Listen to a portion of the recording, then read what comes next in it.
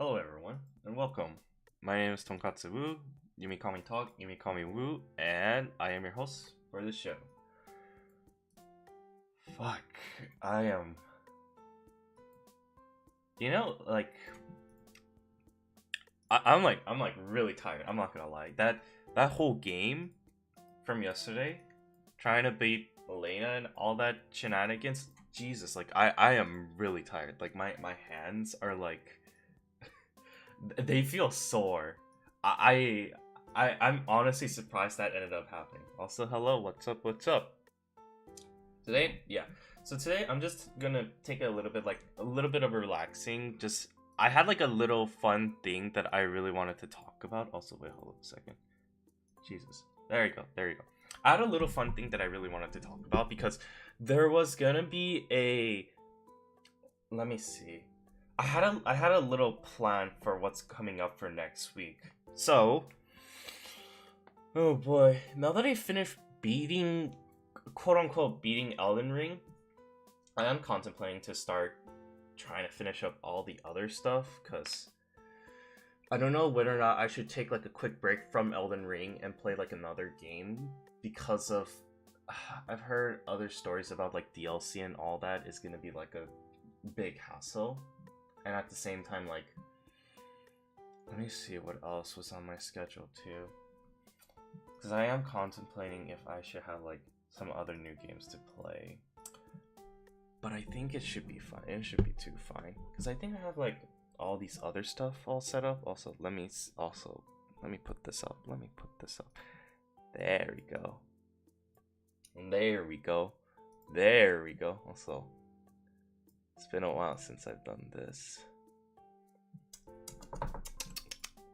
There we go. Yeah, I haven't used my model or done like a free talk in kind of like a long time, so there we go. This is how my quote unquote original model was supposed to be like. I was supposed to have like, or was it? Because this is like free use of a hair. I added in like some little touch where I just put like my iconic style. I had a lot of people come up and be like, "Is that a raccoon head? Or is that a what was it? Are you a beaver?" And I'm like, "Shit, it does look like a beaver, but it's at least iconic. It doesn't remind me of anything else that I'm looking for."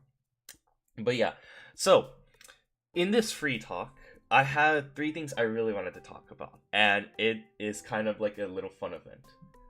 I'll go in a formula where I'm gonna talk about a bit about like my life, something that I plan on doing, like a little bit fun, and something YouTube related. I wanted to try doing that order. It's a little bit of a throw around because I mean this is the first time I've done something like this, so hopefully it works out well. I mean, I'm just gonna figure out some like minor kinks and all that stuff. Also, I'm not gonna lie, sometimes like my model like acts all weird. I have like an actual like camera to like have it all tracked, but there are moments where it's like I look at it and it's not registering.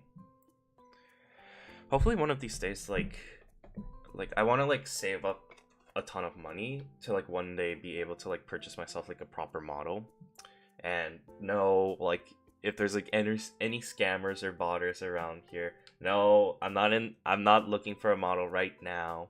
And like I'll be frank, there are been like some models I've seen that like people who would come up to me and be like, "Oh my god, you're looking for a model? Can I sell you my model?" And I'm like, I'm not looking to like buy one right now, but I don't mind seeing your portfolio or your examples. And they show me like the most like it's like purely like it looks like it's made from AI or it's like copied from somewhere else. Hello, hello, and welcome. Welcome. Sorry. Welcome. Welcome to the stream. But yeah, like I've had like it's honestly a surprise the fact that like now that I'm being more consistent with YouTube, I'm like seeing more and more like spammers or like botters and whatever or not.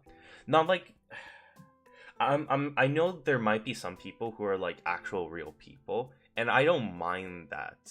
But like the way how the ones that are like iffy would come up to me and start saying things like hey, like, I saw your channel, I really like it, and I've noticed you're missing a model or you're missing an overlay. Like, it feels like I'm getting someone who's like coming up to my house, knocking on my door, and trying to sell me something. Like, this is straight up like salesperson tactics.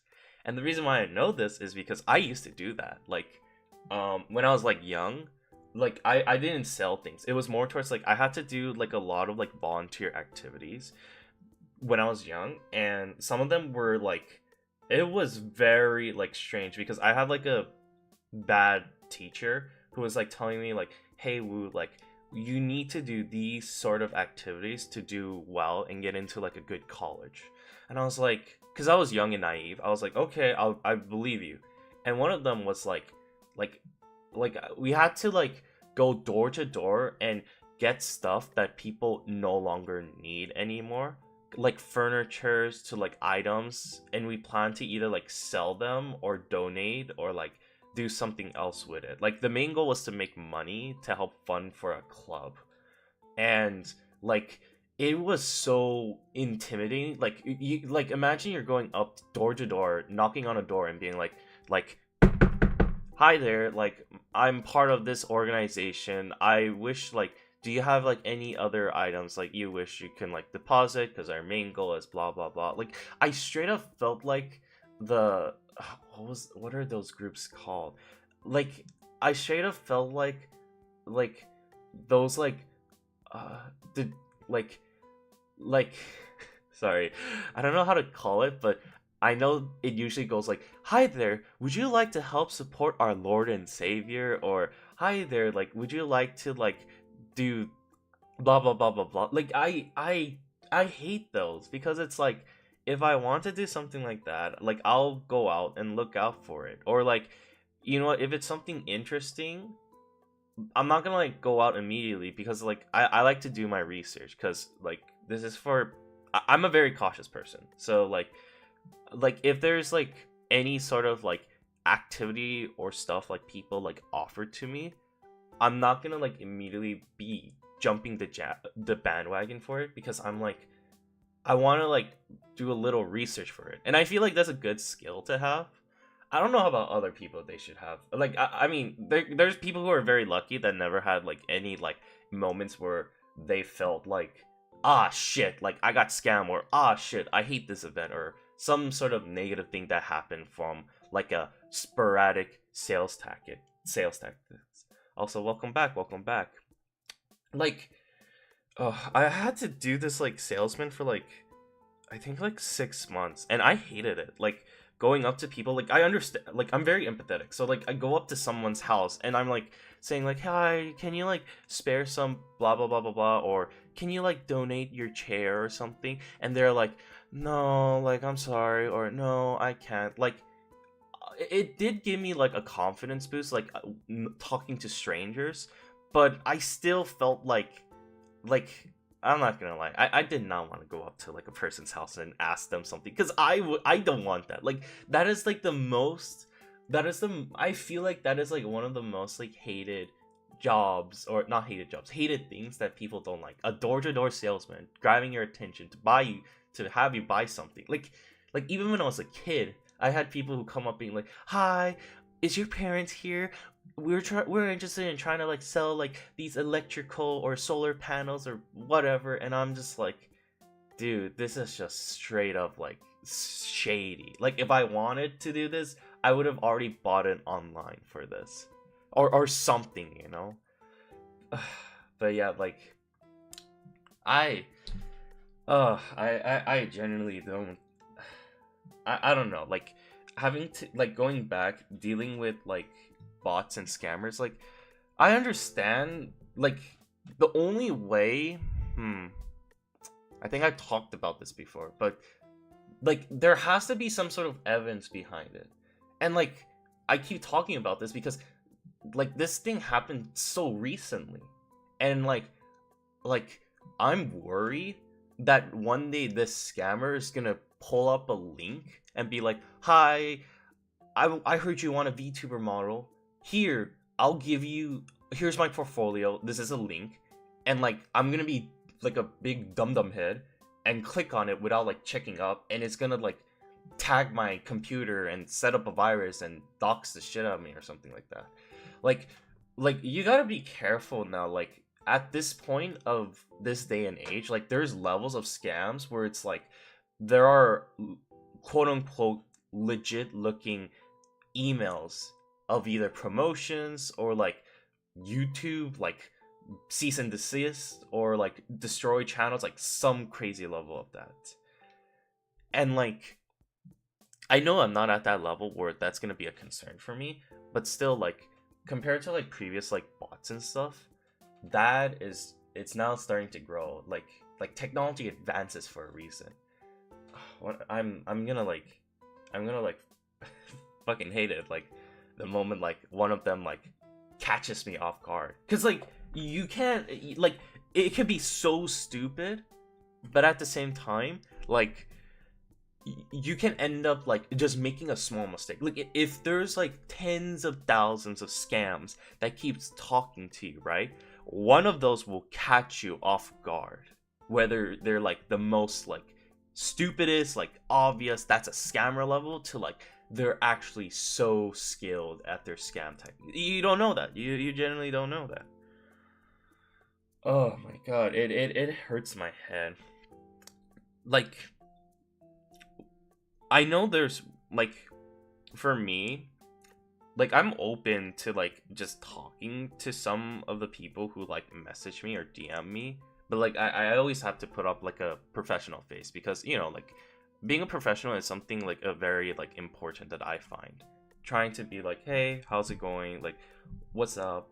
All that, like, because you don't know how much like people try to do some like weird shenanigans and try to be like, they try to like steal shit from you, or maybe like they are like actual good people. It's a tough world. It's a tough world. Like, especially on the internet, like you're like you legit cannot see people for their faces. You can't see people for their intention. All you can base it off on are words. And I mean, it's very good. It's better to be more cautious than to be like, hello, let's all be friends. Skedaddle, skedaddle, skedaddle, skedaddle. Kind of like that. But, oh my god, wait, let me drink.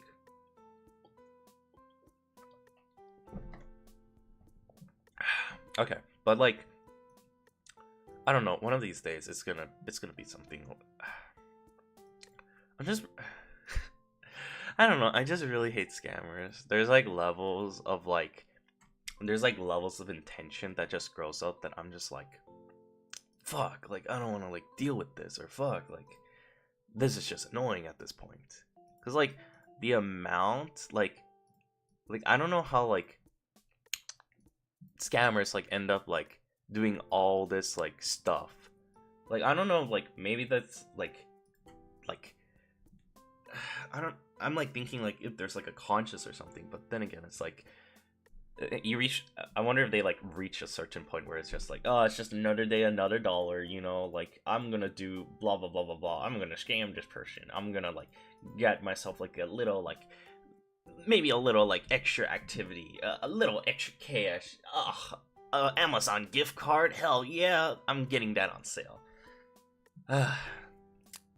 It's crazy. It's fucking crazy. But yeah, that's how like, I mean, at least the good thing is like the YouTube isn't like really that thing doesn't really like hurt my head. It's more towards like it's like a small annoyance from time to time. Or to be fair, it's more like, oh shit, I'm surprised this thing is happening now.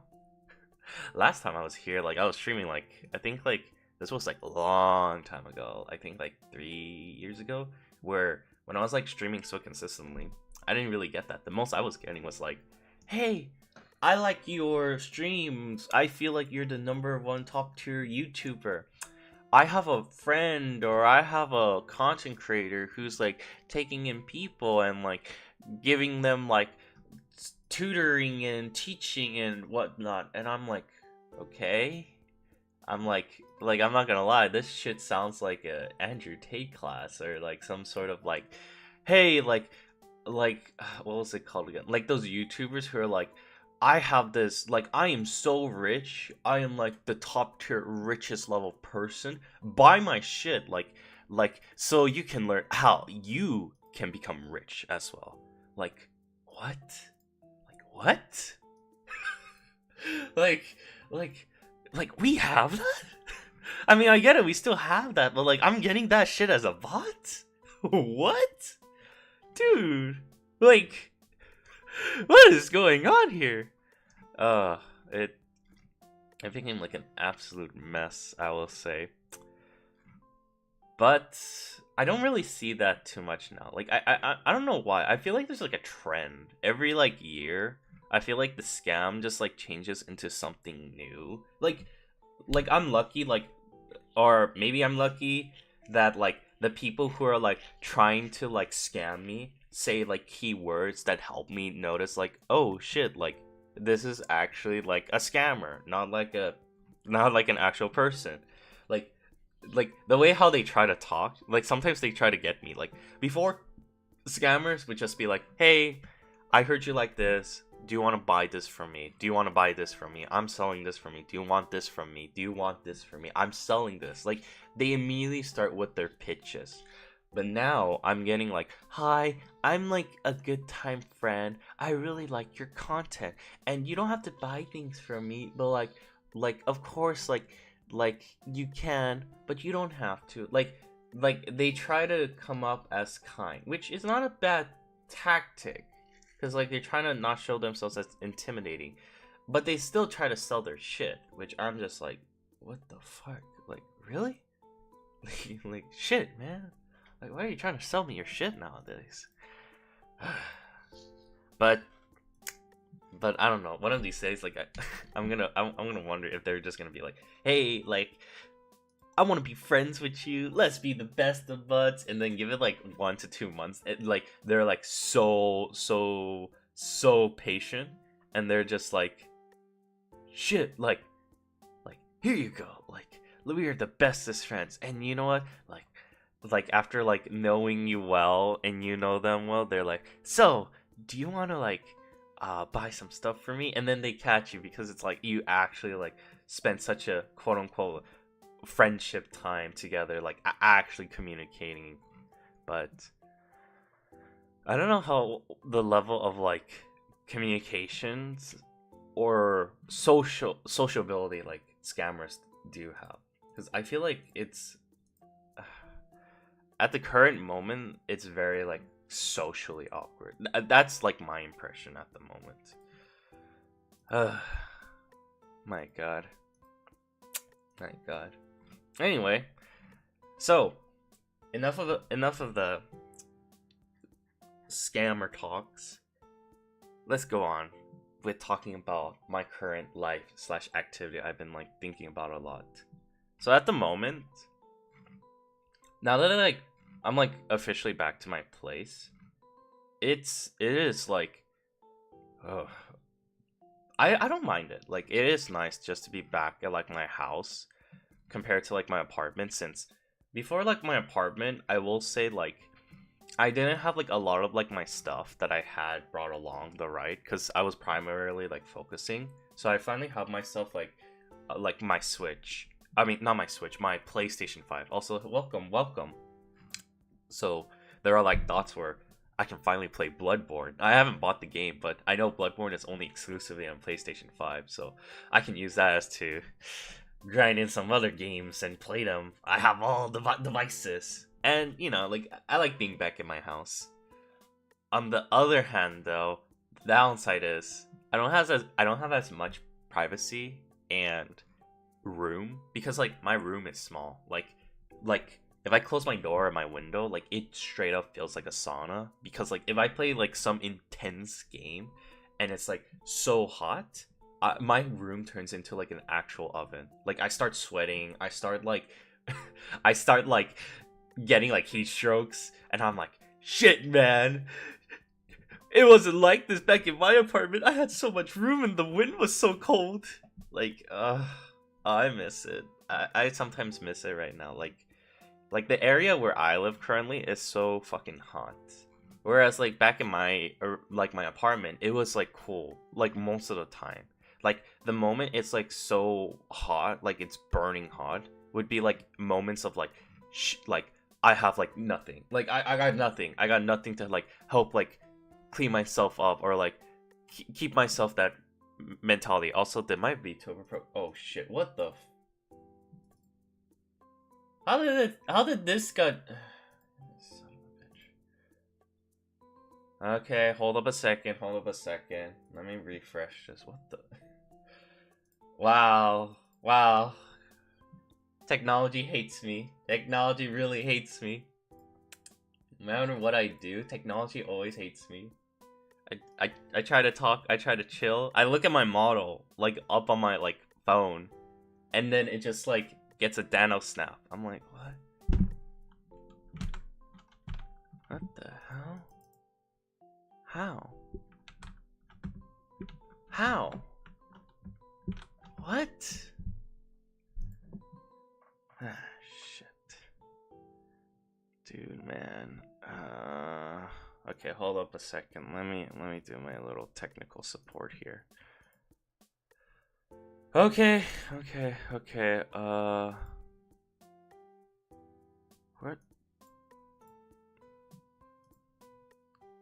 ended up happening?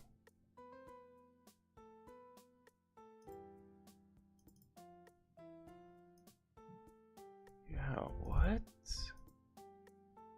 Like, I know this is like a free model. That's why I was like using that. What the hell? Like, I didn't touch anything and it just straight up disappeared on me.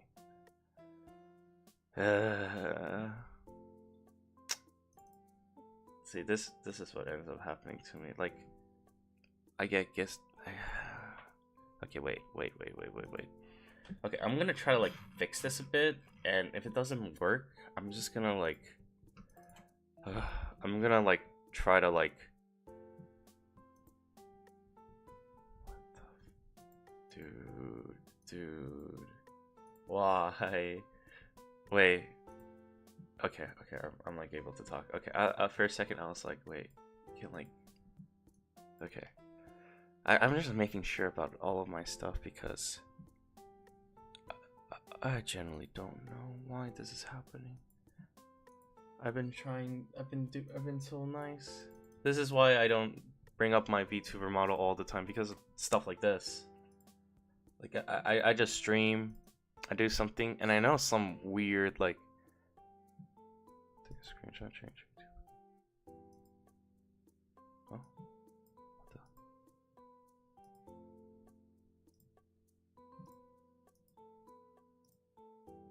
Where is it?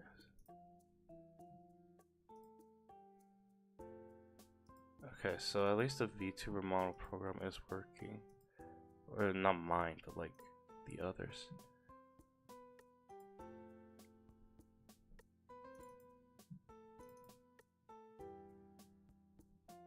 Yeah.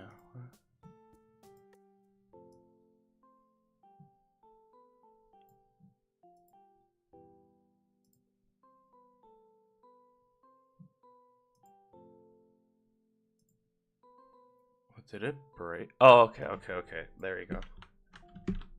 Jesus. Okay, I got it working. Well, would you rather would you rather only have hamburgers or fries? Oh wow, that's actually a tough one. Okay, wait, hold up. Let me put my model back. That's a tough one, actually. I would actually between the two. Okay, this is what's going in my head.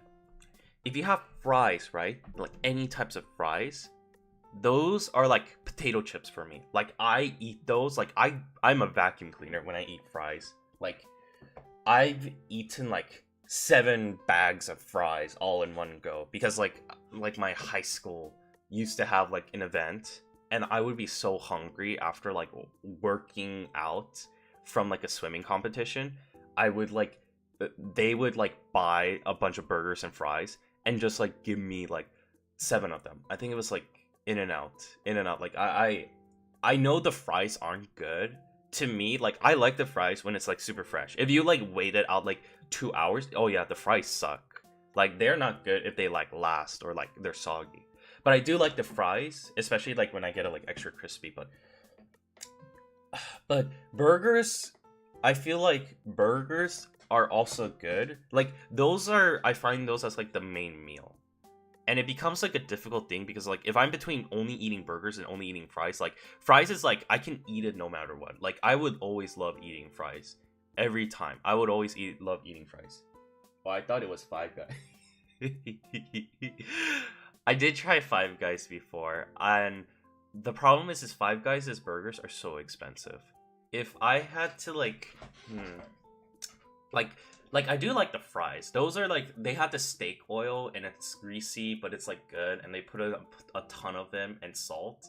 Like, I can't handle too much salty food because like I would often take care of my parents, and their salt restriction, their diet and salt is like, I have to like restrict it. So I can't like, I ended up like eating less salty food, and eventually like my taste buds became so sensitive to salt. Like, if I add too much salt, like before I would add a lot of salt and be comfortable with it and be like, this tastes good, it's not really salty. Now, like, if I put in like more than like 4 pinches of salt, my taste buds are like, shit, this is like too salty. I gotta like eat a potato or something. Like, I gotta eat potato or bread, like something to take out that salt.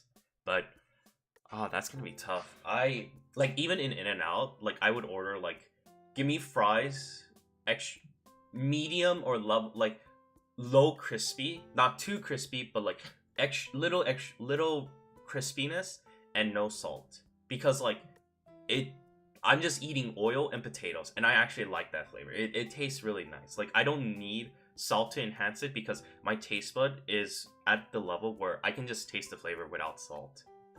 Maybe that's just me, but like I think like, whereas for burgers, it is more towards like I've tried Burger King, In-N-Out, Five Guys, what else was there? White Castle, I think it was not Whataburger, Smash Burgers, and that's the thing, like, usually, like, if I eat, like, my first burger, I like to eat it with, like, tomatoes, grilled onions, and, like, pickles, or, like, the condiments. I don't like eating lettuce, because I find lettuce to be, like, more of a salad, and having it with a burger, I feel like it's easily soggy. Because of that wet lettuce, it makes, like, my bread soggy, depending on how the burger is placed. So, but, like, after I eat, like, my first burger, like if I end up eating like a McDonald's burger, right, where it's just straight up like meat and cheese with condiments and some onions and pickles, like I can eat like 3 of those. Like, if it's just straight up a burger where I'm just eating meat and cheese and bread, I can eat like a shit ton. But like, I limited, like I get sick after like my 3rd or 4th one. So I think, but I know like I'm gonna get full because it's just straight up I'm full. Like, I have a lot of like meat, condiments, and all that inside of my stomach. So enjoyment wise, I would go for fries because I really love fries, and like I can eat like so much. I think because it's like it has a lot of calorie, but it doesn't make you feel full. But if I need to eat something, like I actually need to eat to survive, then I would go burgers. Like, I can eat it, but like I can't eat too much.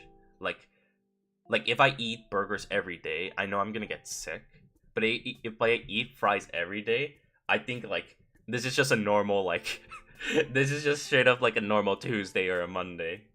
Cause like I've done that once before. Like I went out to like, so I think like I had a marathon. Like I like going to a bunch of restaurants, and I would eat like, I think I ate like 5 or 4 different types of like fast food within the span of like 1 week. Like, I went to a Burger King, then the next day I went to like a McDonald's, the next day I went to like an In-N-Out, the next day I went to like a what are some burger chains? shit. There's probably more. I think I went to a Sonic before. Sonic's like okay, but I do like the drinks there. They have some interesting drinks. But I mean, it's just straight up sugar water. But I like it. I like it. Like, see, like, it is good. I'm going to be honest. I think I can beat you in a French fry competition. You want to know something? I think I believe you. But here's the thing. Here's the thing. Me, like my parents, I love food way too much. I mean, right now I'm trying to control my weight. I've been doing dieting and I've been like exercising, but like if I'm like super tired, I'm like so hungry, I eat way too much. Like the portion size for me in a meal would be considered 2 to 3 person, like, or even more.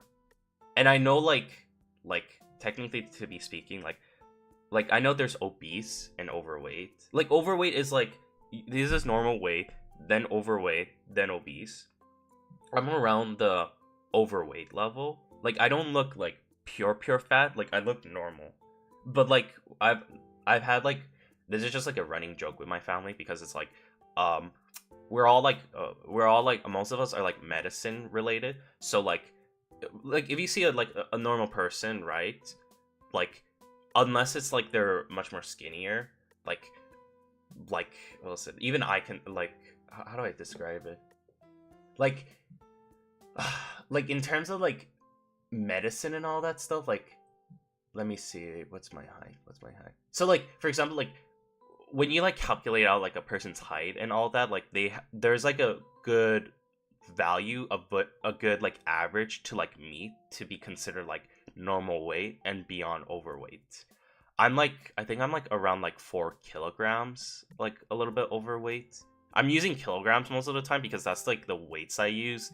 I would prefer to use pounds, but it's like it's not that good. Like I think I'm like around 180. I'm like a 180 or no, I did gain a little bit of weight, so I'm like around 185. 185. I did go up to 190, but I've been cutting my diet. I've been eating like I don't like eating breakfast because it takes some time and there's not a lot of variety. So I mostly eat like lunch and dinner. But yeah, it's not good. But the reason why I'm bringing this up is because of like my dieting, my parents warned me never to go to a food eating competition because they know I would eat a lot and I might like throw up. I like kilograms better. Okay. Yeah, I don't know. Like kilograms and pounds, because like I'm so used to the pound system that when I try to convert kilograms to pounds, it's always tough. But I do like kilograms because it's like when I had to do a lot of chemistry, and I can see why it's so simple. Like 1,000 grams makes 1 kilogram, which it's simple. It's like 1,000 to 1, like because it has the word kilo. Like I don't know. Whereas like if I think about like miles and all that crap, oh my god, like I think miles is like 6,280 meters or feet to a mile. My god, the math wise is just complicated. But like I feel like if I were to be in a food eating competition, I would not be competitive. Like I like to eat food, but if I'm being competing someone, I know like I'm just gonna take my time, cause I realize like if I try to compete, like I went to like a Korean barbecue, like I can eat like maybe 6 or 7 plates of meat. Like these are all beef, and some of them are like fatty with rice and like other toppings. Like that's like maybe my maximum. Before I would eat like 10, but I think like I started cutting off myself from eating too much because I used to overeat. Like I love eating to the point where it's like I eat more than I weigh. But now like as I'm getting older, like I'm just trying to like not eat too much because I think like even my body is starting to reject it. Like it's like, oh shit, I can't eat no more. I mean, that was the glory. Like, I had such a high metabolism. I mean, my body's still somewhat of a high metabolism because I have, like, these weird energy bursts where I'm just, like, I want to, like, run, exercise. And then I would end up, like, eating, like, one whole shit ton of food in one go. And then I would just, like, walk or jog for, like, 2 hours because I'm bored. Like I had that mindset. Like it sounds like a bad extreme, but like when I have those energy bursts, like I try to like harness it in an efficient way. The problem is like I like to do a shit ton of things in one go instead of like separating it, like balancing out. I'm not good at balancing things.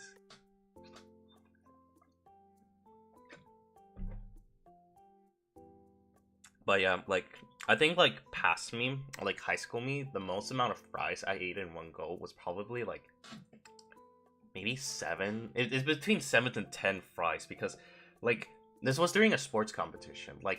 Um like I used to do water polo. That was the sport I used to play in high school.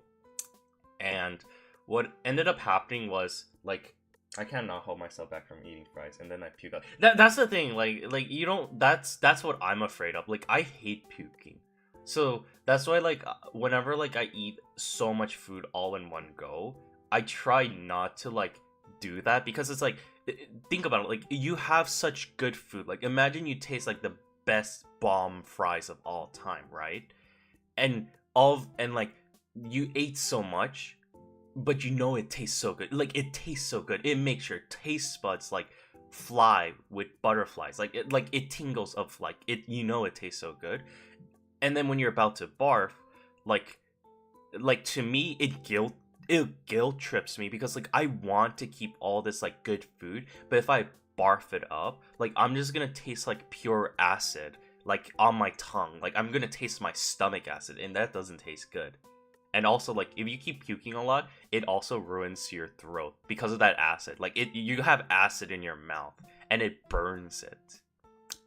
That's why like I hate the feeling of puking. Like no matter what happens to me, like whether I'm like overeating or even like I'm like I think I had one where it was like I ended up like getting so like this was like college me when I was able to drink alcohol. I drank so much alcohol just to see my tolerance.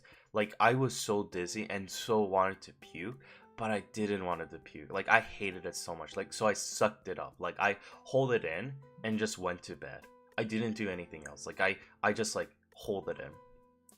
I know puking is good in case like you're having like your body feels poisonous and all that stuff. So I know there's gonna be a point like I have to puke. Like that's the only time I have to puke. Like if I'm really sick or I got food poisoning. Like I had food poisoning, I had to puke a lot.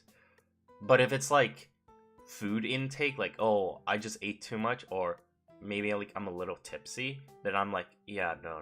I just can't stand it. I can't stand it. Like it's like a ick to me. Like I just don't like to puke. I don't get easily puked by other people. Like if I hear someone start having a gag reflex, like I don't have that same feeling of like, oh, they're about to puke, I want to puke too. It's more just like, oh, are they okay? I'm more concerned about them than thinking about like, shit, I want to puke. Ugh. What else? But oh yeah. But yeah, like when I used to do water polo, I had to eat. I used to have like whenever there's like a food event, because of like a lot of my team members don't really eat a lot of food, even though they like work out a lot. I would be the one who would like essentially I would become the trash can. Like there would be so many people who like they would like my coach would buy so much food for all of us, but not everyone are willing to like eat the whole thing. Like they would just eat the burger, or they would just get like one fry or whatever. And so like during one time in practice, all the burger was like taken away, and I looked over and saw like 7, I think I don't know, it's 7 to 10 fries. It's been a while. And I looked at my coach and I was like, hey coach, like is anyone gonna eat those fries or anything? And he's like, well, everyone got it, so it's fair game. Yeah, you can have it all. And I was like, oh shit, nice. So I would like grab the bag and start like eating the fries as if it was like a giant potato chip bag. Like shit, man, that was so nice. Like because I'm not gonna lie, maybe this is also another thing. Like free food is also like a seasoning to me. Like if I get free food, I eat more than I should be. Like I go to like parties and they have like a really like nice like chips or really good like food. I would like eat a lot. Like like like I wouldn't try to do it like on purpose because like I would be considerate. Like I wouldn't be like the first person in line and try to like steal all the food. Like it's more like I would get my share, and the moment like I see no one taking any more food and like they finish eating their plate, I would just like grab more and just like I remember I stuffed my bag like 3 Costco orange juice from a party event. And the reason why I did that was because like no one, like so many people came, but they didn't drink the orange juice. Like this is like the amount of like hundreds of people went over, try to grab themselves like the food, bagels or some like meals and stuff. And like I ended up like seeing like so many like other food, especially drinks. Drinks are like, I love drinks. I love beverages. Like give me juices, give me like sodas, give me like fruit punches or something like that. I love sugary drinks. But not like sparkling water. Like I mean if they're sparkling water, I wouldn't mind taking it and just using it as like ingredients cuz sparkling water is kind of expensive. But or even coffee. Like I can't drink too much coffee. Caffeine, that stuff, like I can't grab it. But yeah, that's what I try to steal. Or quote unquote take, recycle. What are you doing for the summer? Oh boy, so summertime is gonna be a tough era for me because my main goal is 3 things: getting a job, which requires me, I have to refresh a license. I'm like a licensed EMT, which is an emergency medical technician. I'm pretty much the people who drive the ambulance. I gotta refresh that so I can like, I need to study for it so I can work back. I've heard the job is so exhausting and like painful, which I can see it. And I've heard from a friend of mine who used to work there, says they're making so much transition, and some of the people, well, it depends on where you are, but at least from his experience, he didn't really have like a good he didn't really have a good partner a lot of the time, so he had to like deal with some like unfavorable like groups of people. Plus the working schedule is like so bad, so I'm hoping to just do part-time. That's like my first thing. Second thing is I'm gonna be studying for the MCAT because the life of a doctor requires a shit ton of studying, and the MCAT is like essentially the SAT 2.0. And those are like and the third thing is like finding a free clinic to volunteer. Like those are like my 3 primary things I'm trying to do. I'm looking around, whereas the rest like those are like my 3 work life. Those are like my 3 work life that I'm gonna be doing for the summer. The other thing I'm gonna be doing is, this is my fun one, is I do plan to, now that I finish some of the video, one of the video idea I wanted to play was fighting Milena. I can now finally start editing that video because I think that's where I have that weird procrastination era, is like I need to find something that motivates me so I get to the work for it, and I think that was one of them that's been like holding me back. So I'm hoping to, like, one of my goals for the summer, like while I have all this work, it becomes like scheduling, but my goal is to have more YouTube videos posted up instead of shorts. Like I do love shorts, but I feel like not a lot of people really know who I am, and I feel like the YouTube game is something like I should just be doing right now. Like I love making content. And I made one really old YouTube video in the past, and I feel like I want to make a little upgrade with where I am as of today. And the other thing is like, yeah, like my goal is like, of course, making more YouTube videos, maybe a little bits of shorts just to like make hints and tidbits of like my actual YouTube footage, so I can like promote it and people can come over and see more of what's going on. And the third thing is like, I think what was it called? Oh yeah, and to continue live streaming much more, because usually the summertime, I believe, is the era where a lot of new games starts to get released. Like that is the moment where you would see like Nintendo releases new games, PlayStation releases new games. Heck, we're having like Steam releasing out new games, and there's like some games like I'm just like even surprised about that's coming out. Like I remember Claire 33, that RPG game, like just came out of nowhere, and it was an indie game, and it's like a hit. So now that that's out, I'm like keeping my eye out for it, because like I'm now at the level where it's like I've started to like a lot of different games. I mean, there's some games I don't like playing because of the genre, but as of this moment, I can't call it off of the top of my head, but those are the things like I'm interested in doing. But yeah, now that it's been summertime, like I finally have more time for myself to start doing like what I've been wanting to do for a while. Cause I did my program. My program was like I wish I could have streamed more. Like that whole 3 month hiatus, I was so locked into studying. But it also kind of had me like a little mental problem in the sense of like I became like so depressed because I've just been. It's like the saying goes like all work but no play. I've just been doing that to myself so many times, and it was like a dread. I read books after books. Like, I would read like 33 pages of medical reports, and I would be tested on like the most obscure thing from it. Like, why the hell did I read all this stuff when I'm just gonna be tested on this? And they would like bring up so many new topics. Like, I understand medicine is a tough thing, right?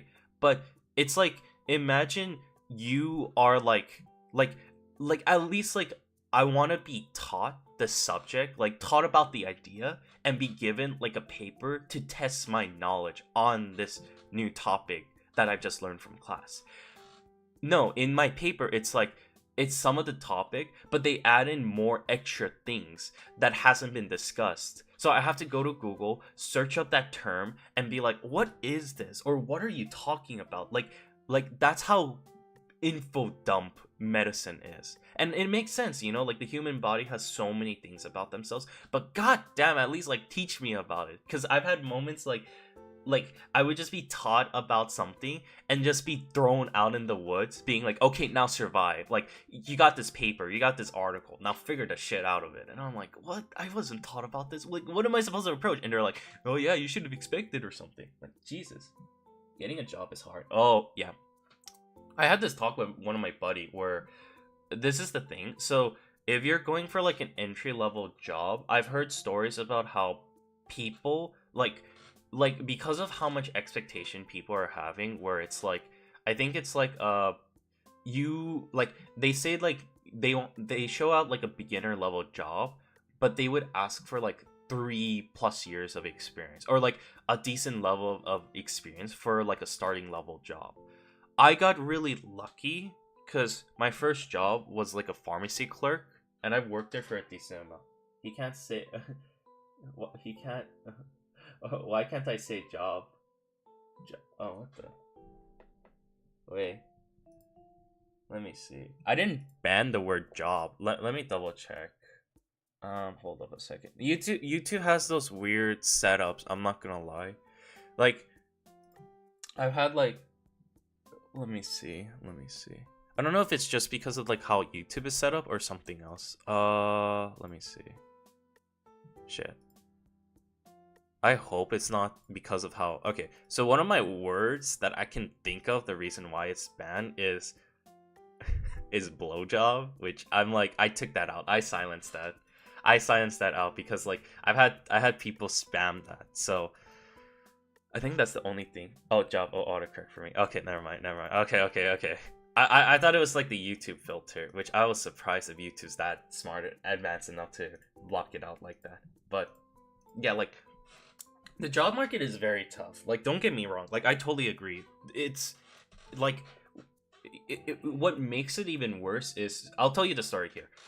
One of my first job I've ever worked at was a pharmacy clerk, and I got lucky because I was connected to a buddy from club who, like, I at the time I was like, I didn't know if I wanted to be a doctor or I want to be a pharmacist or some other health career. So I started looking around and experimenting, and one of them was being a pharmacist. So I hit up my buddy and I was like, hey, I was looking for activities to help become like a pharmacist. What would you recommend? And he was like, oh, well, I'm a pharmacy clerk and I work with a pharmacist. And I'm about to quit my job because I have to go back to my hometown. So if you want, I can give you my job. And I was like, sure, I don't mind that. And he was like, great, I'll send it over and give you a call. While that happened, and like I was waiting to get a response from the pharmacist he sent over, I was applying to like some other pharmacy jobs. And I found his by luck and sent in an email to it. I didn't get a message back for like 2 weeks. And once like my buddy was finished with his job, which was like on the 4th week, that's when he finally gave my contacts over, and I was able to get my other job. I was able to get the job. It was legit quick. It was like a quick interview being like, hi, what's your plan?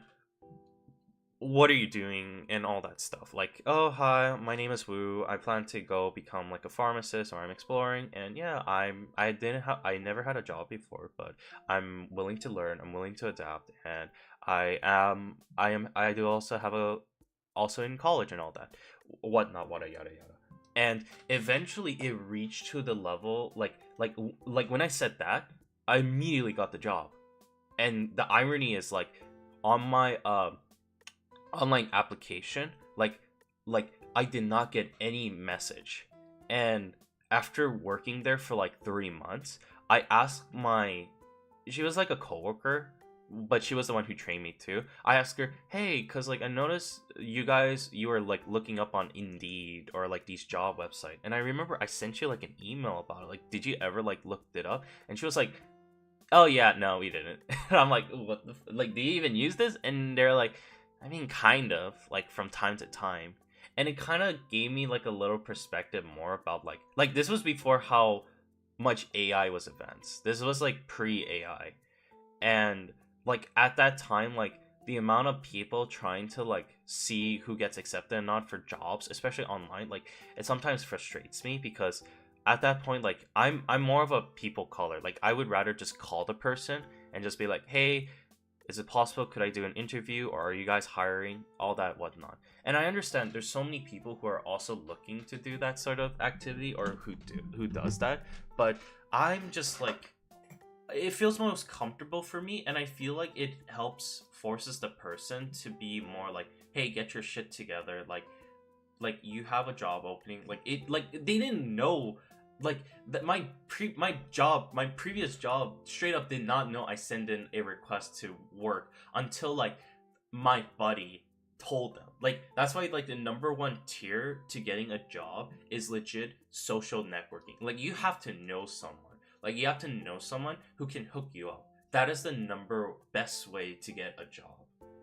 But like everything else, like the process and stuff, like knowing how the requirements just to get a job, like increase years of experience to like some certificate for like a basic level job, like holy shit, like for some of the jobs I've seen, like for example medical scribe, you know, like I understand these are all medicine, but like some of them require licensing. Like if I want to be like a EMT, okay, I definitely know for sure you need a license because I am handling a person's life, you know, close to by. But if it's like a medical scribe where their job is like essentially you're a writer, you write down what the doctor is saying and all that stuff. And I understand there are some levels of like worries you got to watch out for, but at the same time it's like I've seen some of the devices medical scribe uses, and it feels like I'll be frank, it feels like a video game being like what was that video game called? Like Papers, Please, or what is that game called? It's like there's a game where it's like you have to or like Mortician Assistant, where you are told by the doctor, hey, this patient has ABC, and you have like 8 different buttons.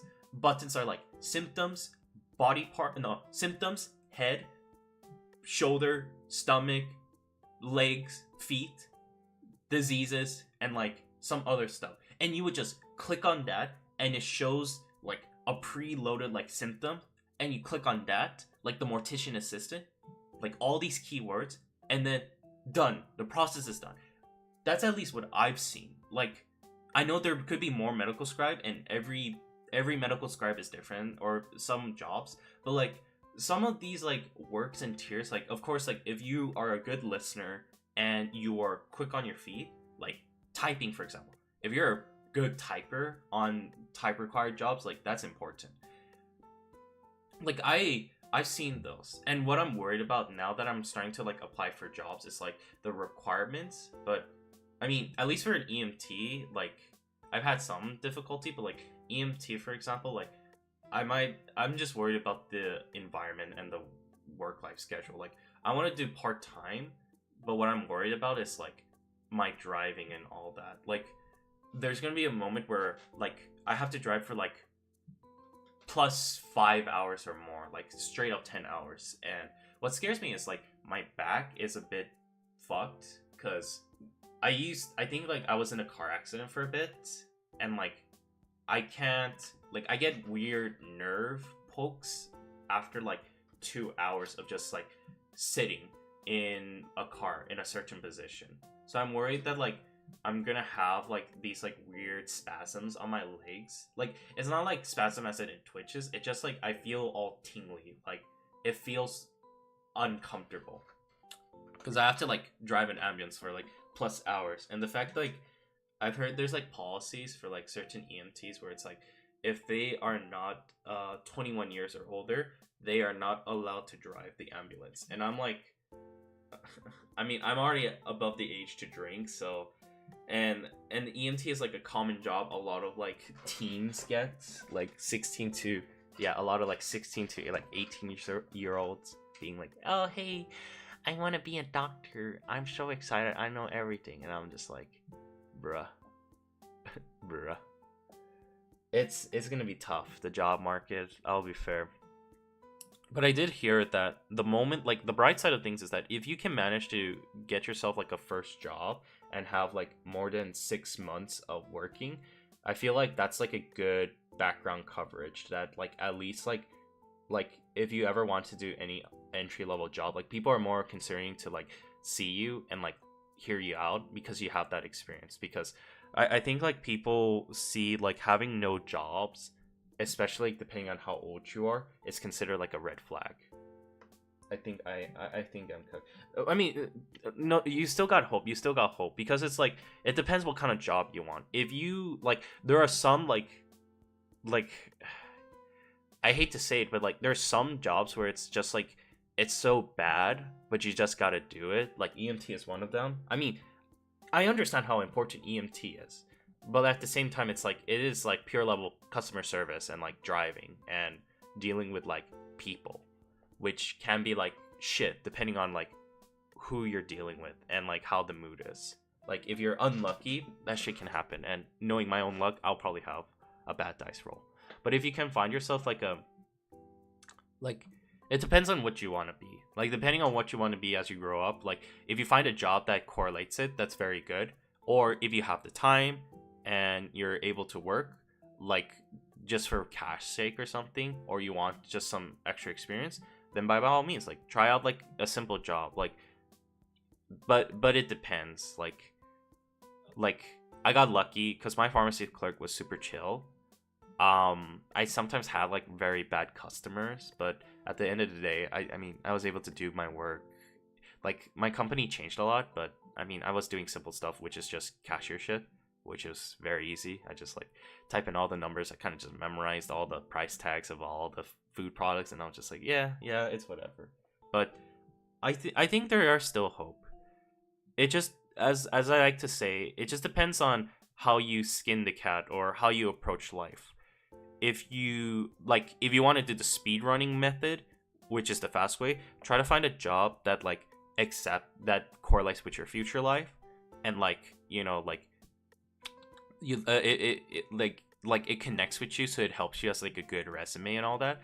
Or if you have the time and you just want work or just want to explore life, then try out like simple jobs. I know like food industry workers are like pretty bad, don't get me wrong, though I've heard stories how bad it is. I had a friend who worked as a waiter. You hear some of the most like obnoxious like orders or crazy shenanigans happen, plus the pay is not good, which is based on tips. You can have that. I mean, if you do have that work and you do survive, like you would get like a massive level of tolerance. Like if you were able to work and adapt to it, you would get a massive level of tolerance. You would also understand how to like work on the pace fast and know how to talk to people. Like that's the thing. Like I don't think people realize like how much like skills like translate, especially like when talking to people too. I have conversation with other like adults or kids or teens who even to this day are not good at conversations. Like for example, like when like I have to like talk to someone to do some sort of activity in group, they struggle to talk. Like I can tell they're socially awkward. So I would try my best to like fit in or make them feel comfortable. Try to talk to them in a way that's like, hey, I'm just trying to get the job done. Let's get this over with. Like I don't have any ill intentions. Like even look at me right now. I'm able to talk for a long amount of hours because of the amount of like random shenanigans I had to do.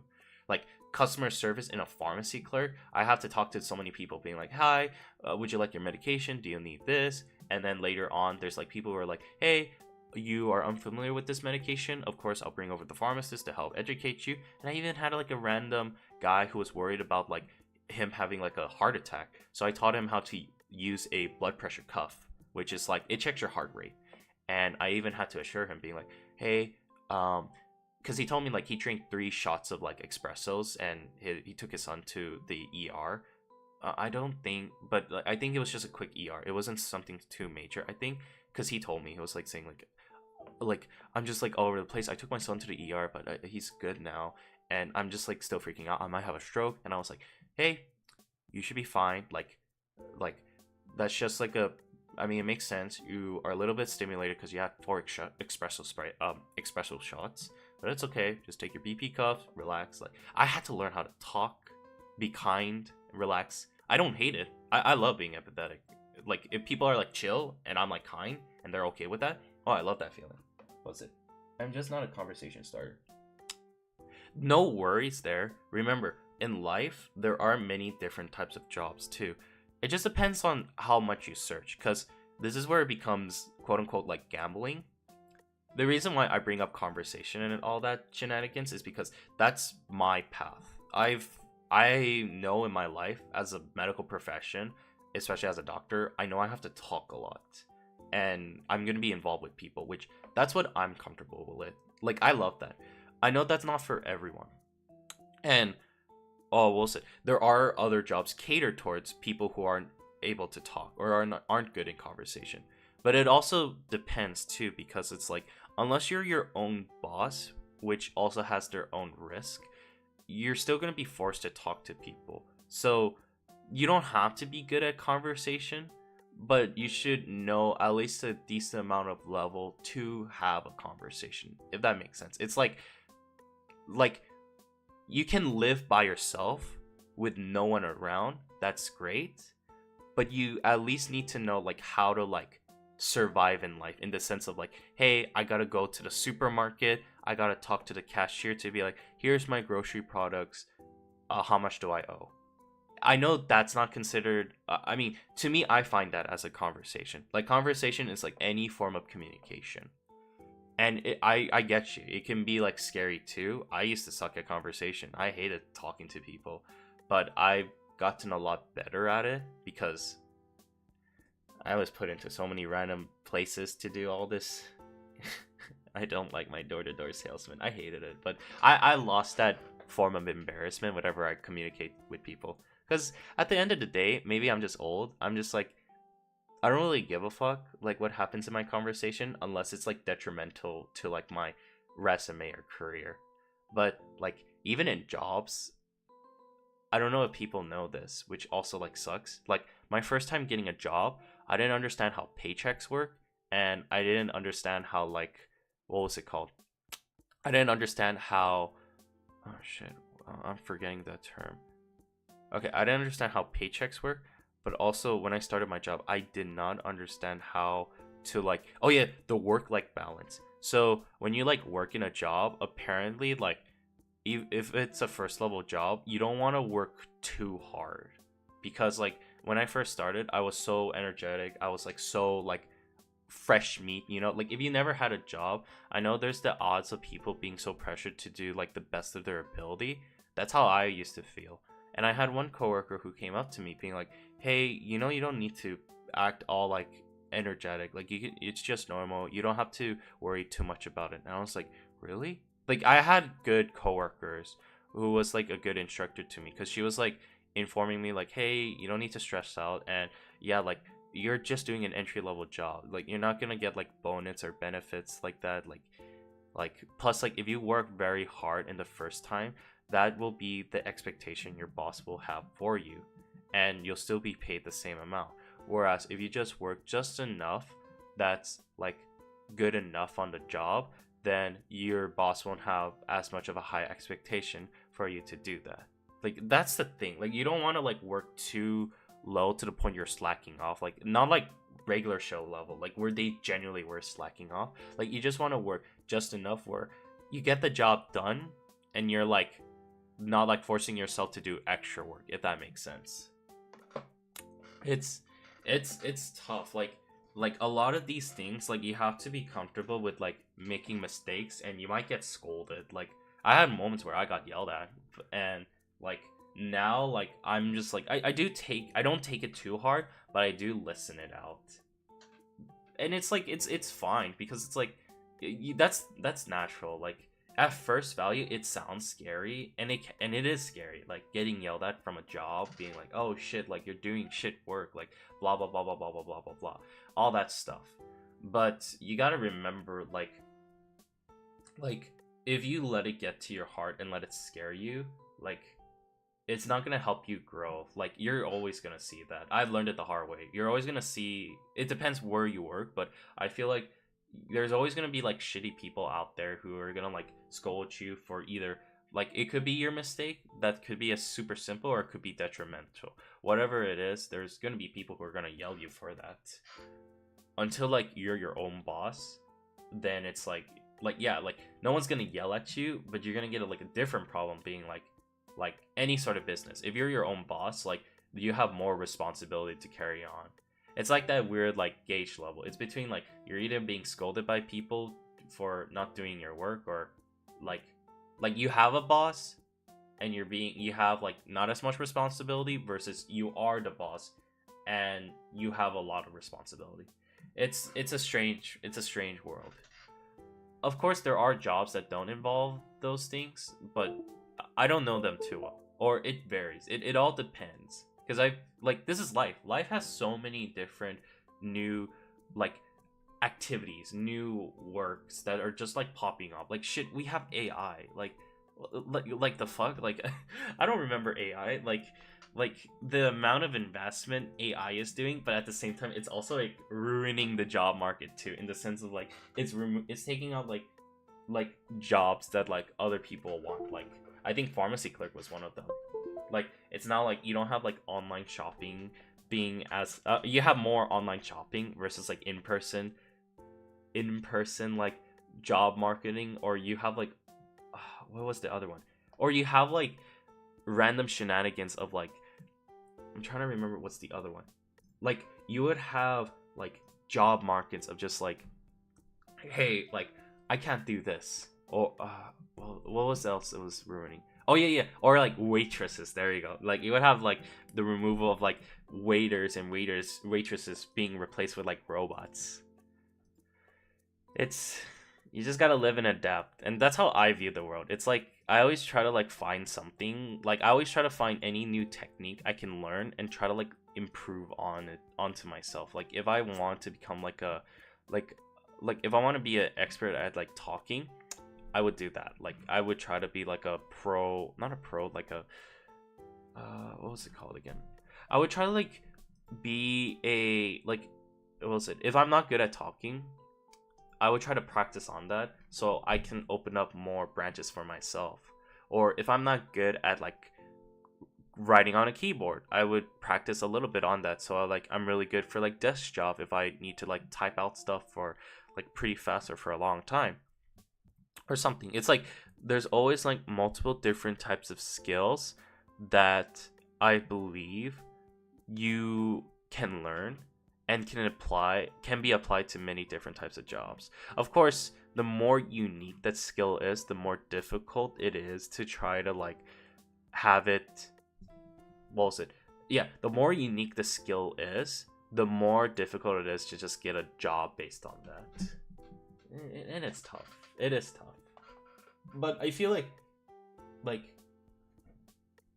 you gotta, it's like gambling at this point. But the difference between gambling from like Vegas from this gambling is you're able to develop, like you can improve yourself, like you can improve your odds versus gambling in Las Vegas. Like if you do nothing to yourself to improve, that is straight up just pure gambling, because you're always going to get that same percentage being like, hey, I don't have these skill sets, or I don't have all these kinds of like certificates or all that stuff. You know, it becomes like that. Or I haven't worked in like any sort of job before, and like I've been applying to these like jobs that require like higher levels. There's also that. Or even worst case, I'm too afraid to apply to jobs because like of all these like negative expectations and news that's just been going on about job markets being so terrible. See, it's like that. It you just gotta do it. You just gotta do it. You're gonna have moments where they're just gonna reject you. You're gonna have moments where people are like dicks about it. It's life. It's life, and it's not bad. It's not bad, because the moment you find something, like of course it's not gonna be good, but you're gonna get something. Like that's the main goal. You want to get a job so you can get something out of it, either money or skills or something on your plate, and you got to be careful enough to like make sure you don't burn bridges or something, you know? I mean, if the job is really that bad, you can either quit if you have to, or if you can tolerate a little bit longer, hold up for 6 months. Like, Jesus, like it happens a lot. It happens a lot, and it's tough. It's tough. Like I had moments where I had to work in a job, and I'm like, shit. Like I gotta like keep working. Like I hate this job, but I gotta keep working. And it's not like my pharmacy clerk. It was like another. It was like a research volunteering kind of credit stuff. It was bad. Like I've struggled. Like that's the thing. You gotta take consideration your mental capabilities. So you're not like you don't feel like dead inside. But yeah. My God. But I feel like for my summer wise, it's not gonna be too bad. I find it fun. Like it is stressful. It is like hectic. I do have a lot on my plate, but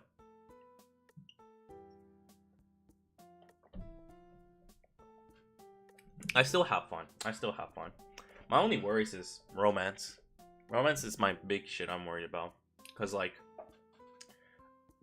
I mean, I understand it's now becoming common where it's like romance is like there's not a lot of people who are like out there who are looking for relationships or even have been in a relationship or getting married and all that stuff. And it's understandable too, because like job market's bad, everything's becoming expensive, all that whatnot. What I'm just worried about is I'm like a book nerd. I'm a nerd.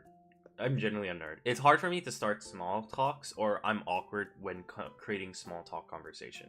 I don't think or the third option is I'm unique to groups of people, because like I talk a lot, and what I'm doing in stream can't be applied to real life. Like I have to filter myself a lot. So that's why like whenever I'm streaming, this is like the most genuine of me, like how I want to be talked, how I like to talk. But if it's like but like if I go out in life, like Jesus, like it is gonna be a straight up struggle, like trying to find romance. Shit, man, like with how how popular the internet has become, it is like you don't know if like everything you do is like seen as being suspicious. And I'm not saying that as like to be like rude or anything, or like to give a fear. And I think it's just like this is just a me experience, because like as I said before, life's like a gamble. You're always gonna be like having like strange or strange or maybe the best event, or you might be given the best dice in your hand, whatever. But to me, I've had like the most bad hands of all time, especially when talking to people. Like I met really good people. Don't get me wrong with that. Like I got like my own lottery system where I won the lottery, which is like having some really good friends. But I've like, because of how often I try to like approach people out, I have failed the gambling ring like so much. And I try to improve myself, of course, but you know, it's a struggle. It's a struggle. Like it is legit like the waiting game. Tauntaun me boy. Hello, welcome. I'm talking about life and my future and all that whatnot. Like like this is just my free talk that helps me think about my life and helps me come up with a better plan on how to tackle it.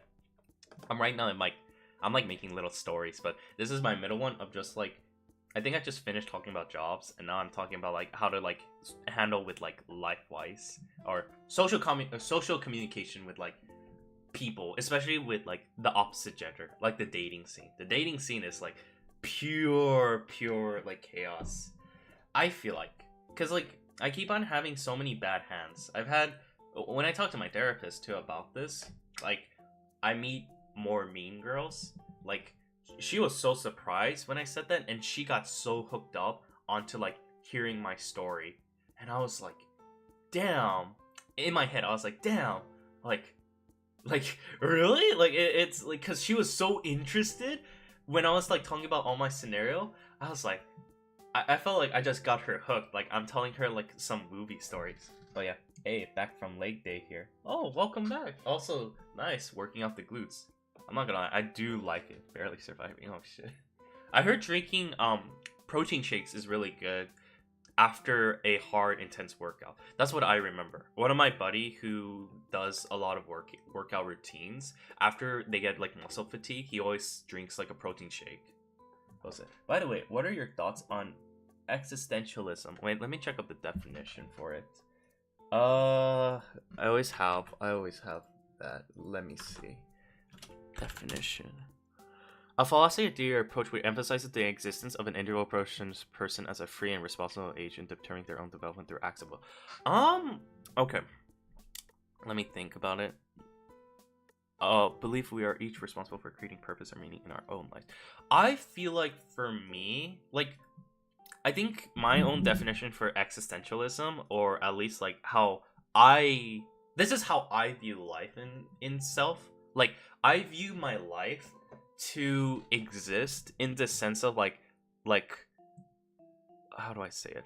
I think of life like a video game, where every time I tackle a moment of obstacle or some sort of activity I want to do, like I feel like I have like my own personal will. Like I don't think like I don't want to say like all of my acts are based on like God's will or some higher divine beings is controlling my act, but instead like I feel like my own choices and my own reasoning for life became more towards like a game. Like I want to live life because I see there's so many interesting things and fun things that life has to offer, from the simplest thing like food, video games, and even like moments of like meeting with people.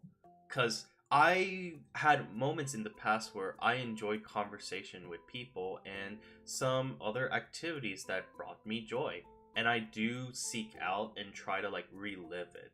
I mean, it does sound a bit like nostalgia, but some of these are like actual like moments that I feel like I want to develop more or see more to it. Also, what was it? Oh yeah, sorry. Basically a type 4 point of view. Yeah, I mean, the more my viewpoint comes up, like it does make sense of that personality type for type 4. I mean, because like I feel like living in life is like here's the thing, like I used to have the idea that I want to live life like to act like a great being. Like I wanted to do something big in my life where people would remember me by the books and like famous and popularity.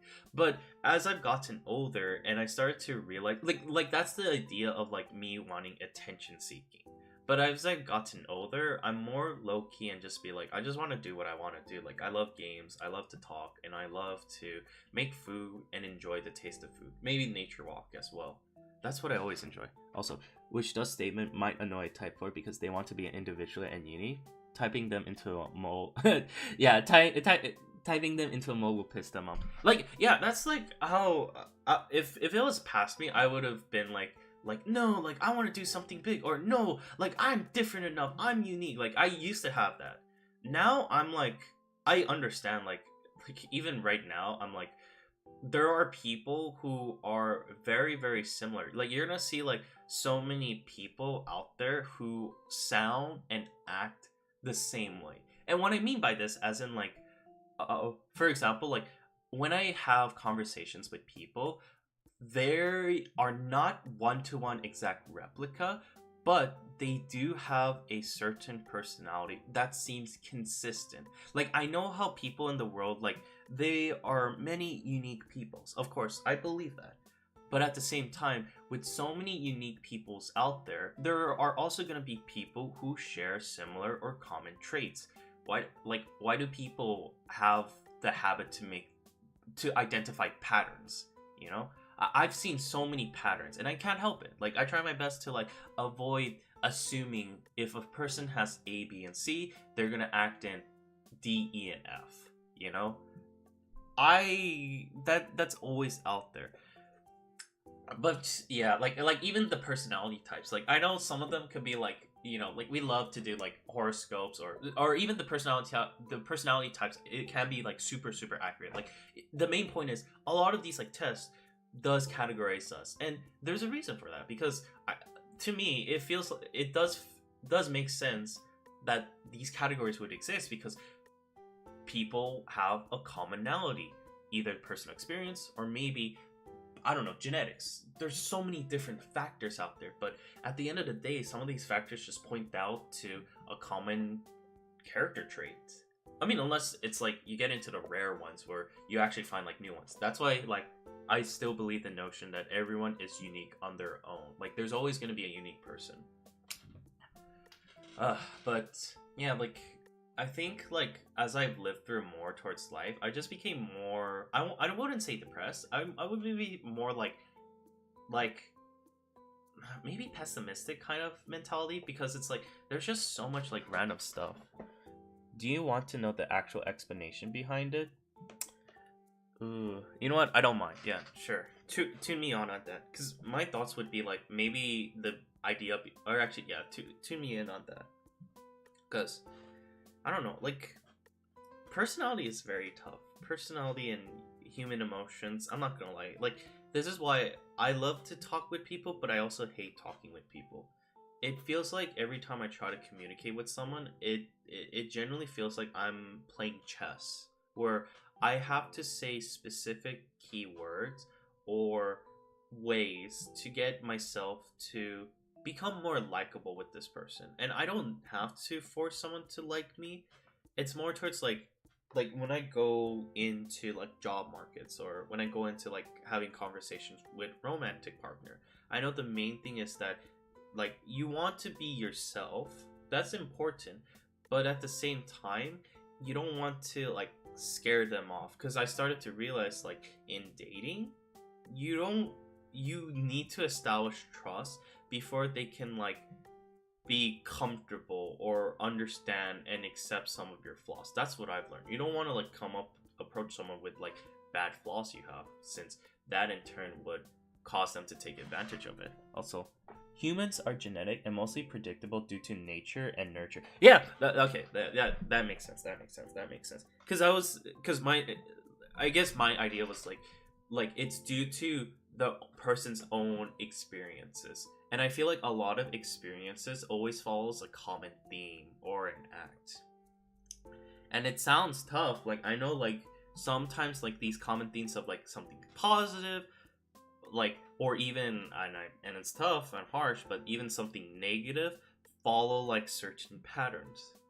And I know it's not a clear cutthroat in medicine or something. The reason why I say this is because I know how much in medicine they want to put in the accuracy behind it, like, oh, like, this is what we see as a common observation, but we don't know the actual common, or we don't know if this is the actual cause, you know, correlation versus causation. And of course, I know we have like our statistical analysis of the chi-square and all that random stuff I had to learn from statistics, but it's still like, it's still tough to like make all these like natural assumptions. Like, I mean, it is a common trend. That's why we see it as trend. Like, we see it, but it's not like the common cause. And that's why, like, in medicine, it's like, it's very, very, we have to be careful with our wording, because there's so many different factors that just has these happen, and even we don't even know the answer as well to ourselves because of all these like random stuff. Like, we can't be dead set being like, this is the cause of the disease, or this is the cause of why this person's acting this way. Like, unless you're like super specific, and you tell like what's not involved and what is involved, maybe we might be able to say this is for sure, but most of the time it's not. It's a tough side. What else was there? Yeah, life is strange. Yeah, it is strange, but it can be fun. It depends on how you view life. And life can be both fun, strange, terrible, or whatever. It's just how you view it. I find it interesting, strange. Nothing good, but nothing bad. Because, like, I'm not gonna lie, like, I've had moments where, like I had, like, you know how on YouTube, there would be, like, clips and videos of, like, strange Karen outburst, or, like, crazy shenanigans moment. That's how I view my life when I try to talk with girls. And I purposely, like, I'm very, very self-critical of myself. So there could be something I could have done bad that I needed to fix, or something that could be on the women themselves. I don't know. And I'm saying this because I don't want people to assume all the time. I'm just the less unfortunate one, where I'm just gambling multiple times with a bad straw. Because, like, I've had, like, I think, like, 2 to 3 Karen burst moments. Like, I had, like, a girl who was, like, thinking I was, like, a sex offender because, like, I wanted to be friends with her. Like, the only thing I did was talk to her, asked her what her hobby was, and what she does for fun, because I wanted to be friends with her. I was, like, this was, like, newbie, freshman woo. I was so excited to make friends and be like, I'm away from high school, from that so toxic environment. I'm gonna go out there and make some friends. Like, I was like a kid in a candy store, except, like, the candy store is, like, overpriced. And I'm like, shit, I learned the hard ways of life. Because, yeah, like, she started, like, going crazy off of me. And I just wanted to make friends. And I did respect her boundaries. Like, for example, I, like, whenever there's, like, free talk, I would talk. But she would tell me, like, hey, I'm a bit busy. Do you mind if we talk at a different time? And I was like, of course. And I would try to talk to her before class, after class, just, like, making a conversation, because I love to talk. And it reached to a point where she just went batshit crazy on me, being like, oh, like, sorry, like sending me a long ass text, trying to, like, tell me essentially, like I don't want to talk. Like, she could have just said, like, I don't want to talk, or hey, I'm not comfortable talking with you. Can we, like, not meet or something? And I'm like, oh, okay, that's fine. But, like, she went above and beyond, being like saying, like, oh, hey, I have, like, a boyfriend and all that stuff. And I'm like, in my head, like, if I wanted to do romance, I would have done that, like, super late. But, like, yeah, no, I'm not, like, what? No, no way, honey. You're a little bit too early for that. Like, I'm not ready to, like, spend my life with you when I just met you, like, 3 to 4 times. Like, I love to talk. So that's why I'm very careful with how much I talk to people, because I think it might be considered, like, a strange thing. There's a lot of like, weird context to it. But yeah, no matter what, like, even though I have all these bad moments, like, that's my only worry. It's just like the romance schemes. I mean, I did get lucky. I do have better experiences with it. Honey is crazy. Exactly. Like, I think I had her. One of the craziest moments she would have was like she would always text me at Friday at 9 a.m. And this is when we don't have class. And it was so weird because, like, I remember, like, she always messages on time. Like, if I talked to her on a Monday or Wednesday, like, she wouldn't do anything. And legit, like, when she said, like, I don't want to talk, like during class, I was like, sure. And I didn't find any moment to talk to her until, like, 1 week. Like, I think this was, like, the 3rd week. And I forgot what the lecture was. And I was writing down notes. So I asked her out of the blue, being like, hey, sorry, I forgot. Do you remember what chapters this lecture was? And she was like, oh, it was this, this, and this. And I was like, thank you. So I wrote it down.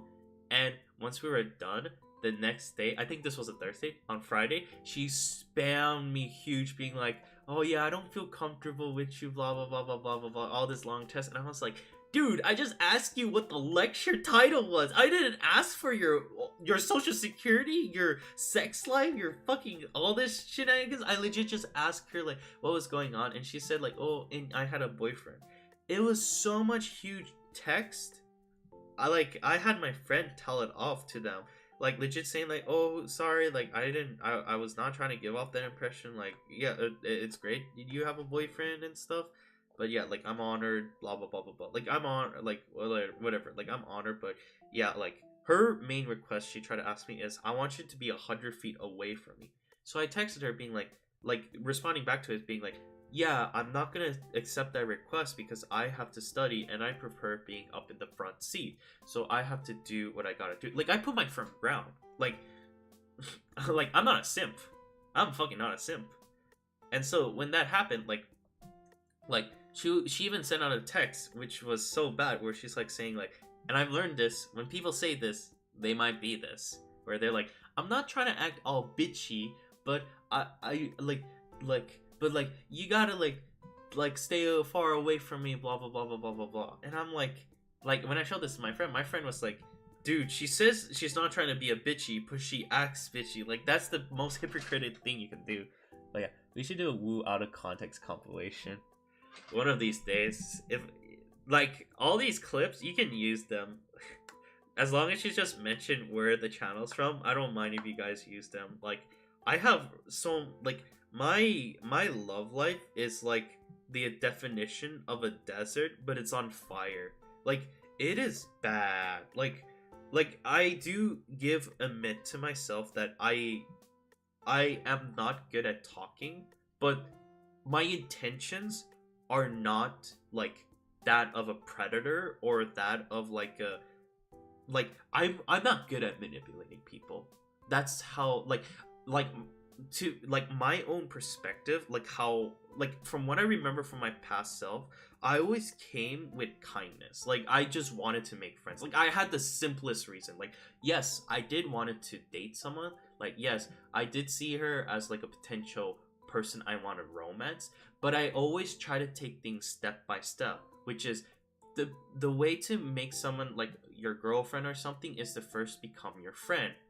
That was my perspective. I want to be friends with you first before I start making these thoughts of like romance and all that shenanigans. Now I might not be perfect. I'm very emotional. Like I'm an easy person to read by the book. Like what was it called again? Like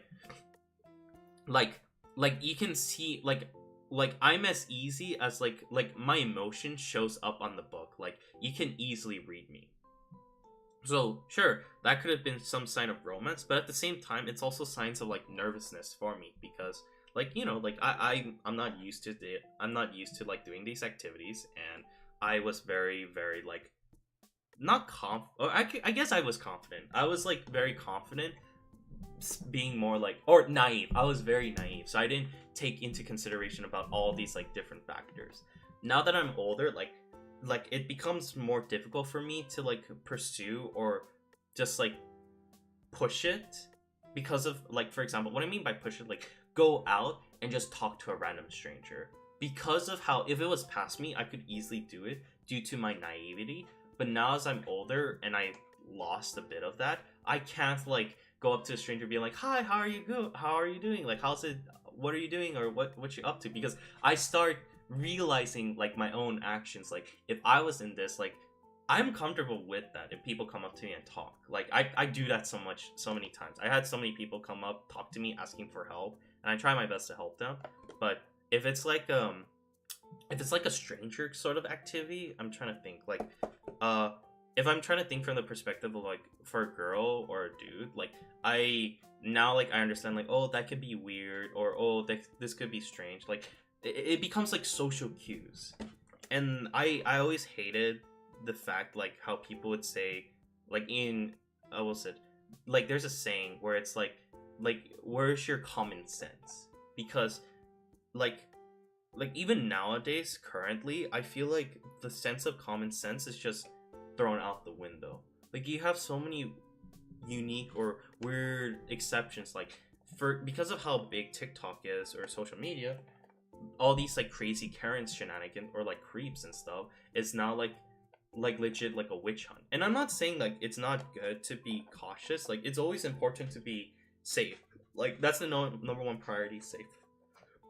But like it still sucks. Like sometimes like there can actually be like really nice people, but they suck at communicating, or it seems suspicious at first, but that's just them being like socially awkward. I like that's why like I still talk to like these spammers or scammers, because like I'm hoping like one of these days these are just actually like good people and not just like trying to steal my money and all that crap. Ugh. Oh, I got so heated up from that. It's tough. It does make me a little bit sad when that happens. But the good thing is that like even though I haven't found like the right person and all that, I still have met like a lot of like good people.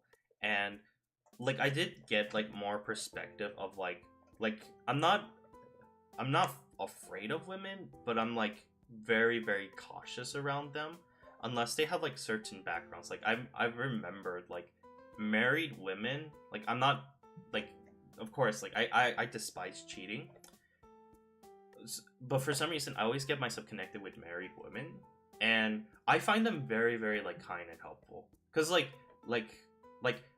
the ability to have patience, I think that's what I feel like I don't think a lot of people have, is patience or tolerance. Like sure, it is important to be careful because of how there could be someone who's trying to do something suspicious, but there are also sometimes like understanding how to be tolerant and patient when talking to people. And I've had that multiple times where like I would try to talk to someone and they're not patient with me, but I do try my best to be patient with them, where if they say something strange or something unique, I try to ask them about it instead of being immediately like, oh, this person's disgusting, oh, this person's a weirdo, or like I backed off.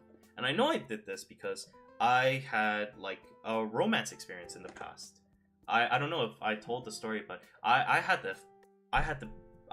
was lucky enough to be on a date. I've never been on a date before, or at least a date that's been recognized by both parties. Like this is like a romance. Like we are going on a date to see if we are compatible. That's like I've never had that before, or like both person was aware. And like this person I was like conversation with, we'll call her Patricia. We'll call her Patricia. So Patricia and I, we met on like a dating app, and what ended up happening is I liked her photo, she liked back my comment, and I started to chat. We had like a comfortable chat and I enjoyed it, where like I found her so active and engaging in text. Like I found her personality fun, because like I can tell she was playful and she felt very relaxed and chill to me, and that was the personality I really wanted to get. So we would like Rebecca. Rebecca, should we change it from Patricia to Rebecca? Okay, we'll do Rebecca. But yeah, like Rebecca was like I found Rebecca's like personality like very very fun. So because like I like to be a fun person, I want to have someone who's like who can take a joke and is able to like relax and can vibe pretty well. So Rebecca and I, we were like going on and off. We were going on consistently texting. Like we would text each other every day, not the whole time, but like we would be consistent in texting. Like we would text like a specific time range, like I don't know, like 6 p.m. to like 9 p.m. Usually, like we would be this decent, and we would always like leave each other like messages. It wouldn't be long, but we would always leave each other messages. And I thought it went well. And finally, when the day came, when we got on our first date, it wasn't too bad. Like I try to be a gentleman about it. Like I like being a gentleman. Like I'm okay with paying the meal, the full meal, because I enjoy their time. Like if I enjoy a person's time, especially in dating, I am proud and happy like to pay for the full meal. Of course, as long as they're not like taking advantage of that, like being like, oh, I'm gonna like buy the most expensive products and whatnot.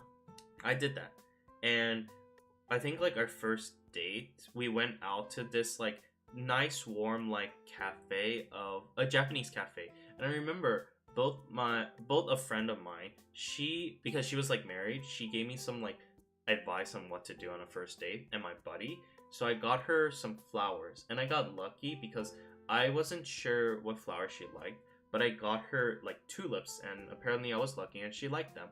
And when we first met up, like I was a little bit late, but I did arrive on time. I gave her some flowers, and the conversation was a little bit awkward, but I mean, I even pointed it out, being like, I'm a little bit worried, I'm a little bit scared, not scared, but I hope it's like the awkward tension's not too much.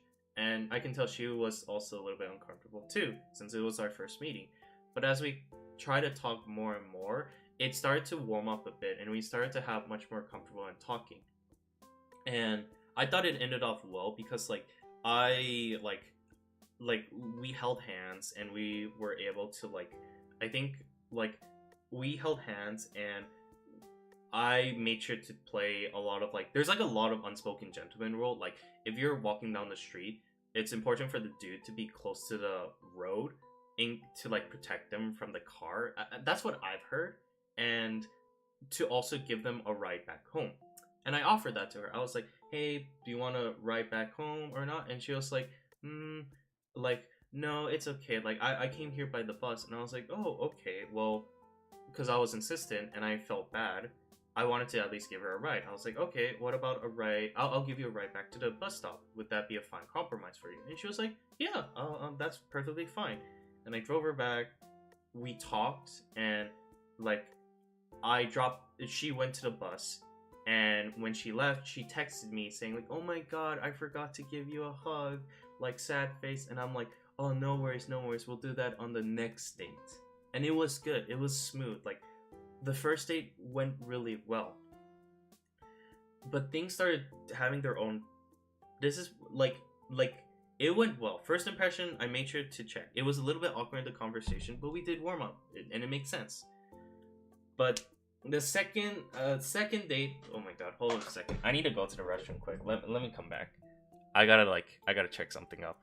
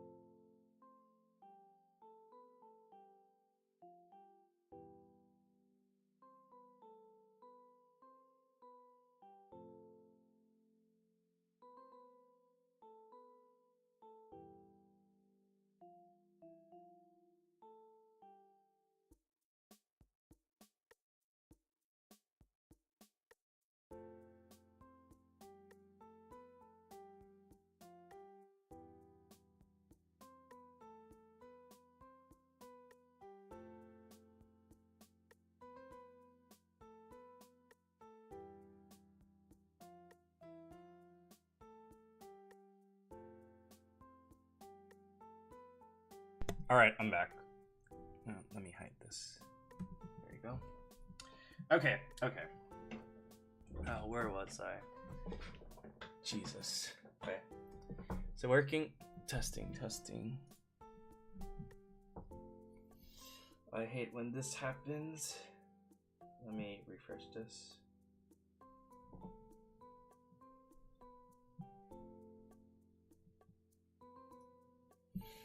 Ay. Seems like it's acting all buggy. Okay. There you go. But yeah, like, what was the other two? From what I'm trying to remember, for the other two, or was it for the second date and but yeah.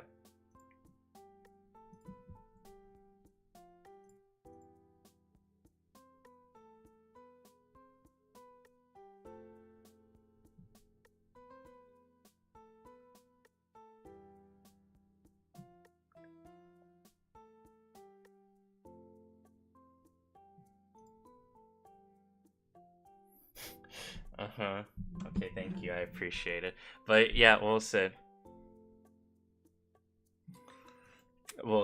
Anyway. So yeah, eventually, like, what ended up happening is, oh my god, day 2 became like a little bit of I think that's when the red flag started to pop up bit by bit, because that was when I started just trying to get to know her a little bit more about herself. And I do agree, like, I've heard from people that certain, like, conversation in dating, that's a little bit too fast. But at the same time, because we're on a dating app, I thought the main goal is we're trying to date, be a thing together, and not like friendship.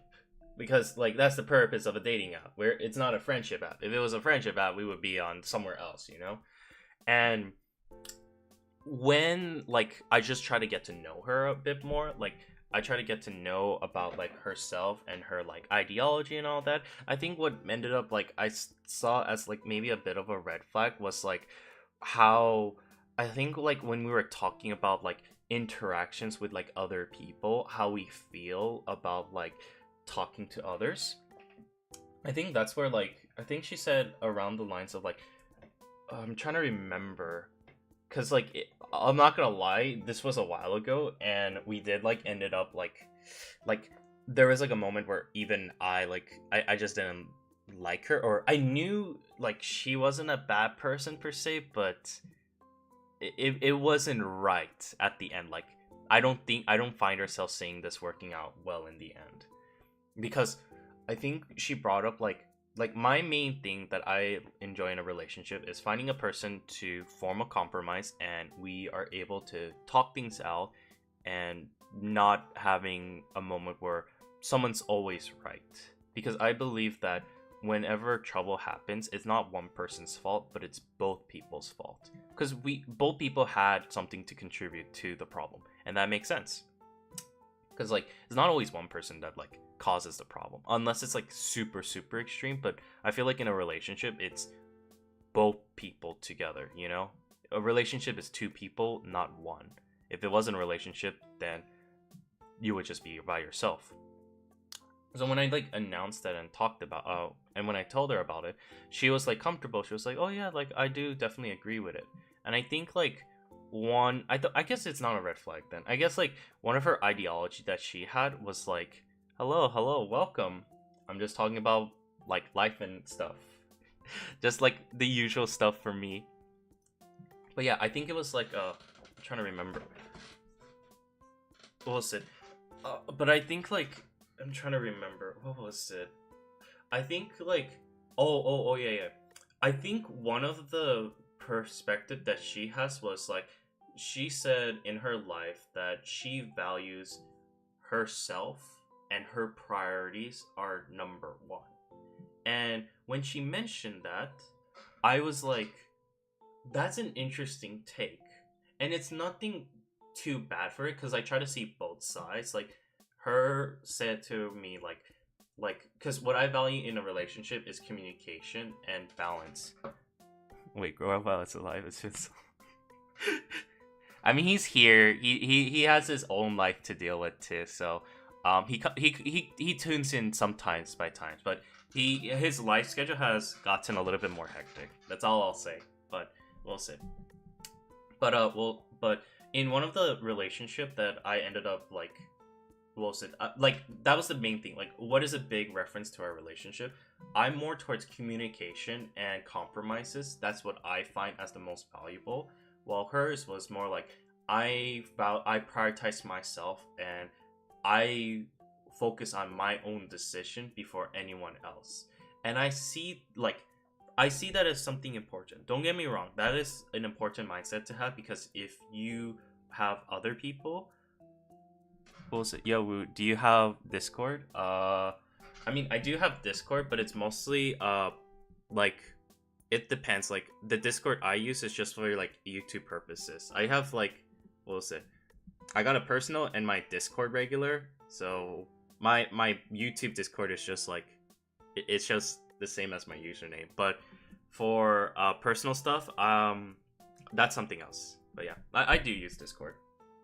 But yeah, like I remember like when she mentioned that, it was strange because I can see the value of having your own self and independence. Like, it's important to value yourself. You are always number one above anyone else.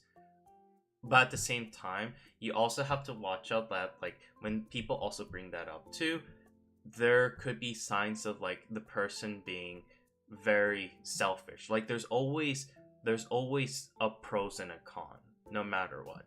So I couldn't really call that a huge red flag. That's why, like, I thought it was a red flag, but it's more like it's just like a hint of like maybe our personality doesn't match up well, because when I was more towards compromising while she was more towards valuing her own self, that told me indirectly like it might be difficult for us to communicate. So that was the one side. And of course, like when I try to like drop her back home, back to the bus station, like this was the moment where everything was like rainy. It was like a rainy day. And I asked her if I could drop her back to the bus stop or something. And she was like, oh, okay, like I'm comfortable, but you don't really have to do it. Like she was very insistent not doing this if you're comfortable with it. I mean, I don't mind. Just know that like, because I use my YouTube Discord for that. Like YouTube Discord, I just like make simple chats. I don't really like actively like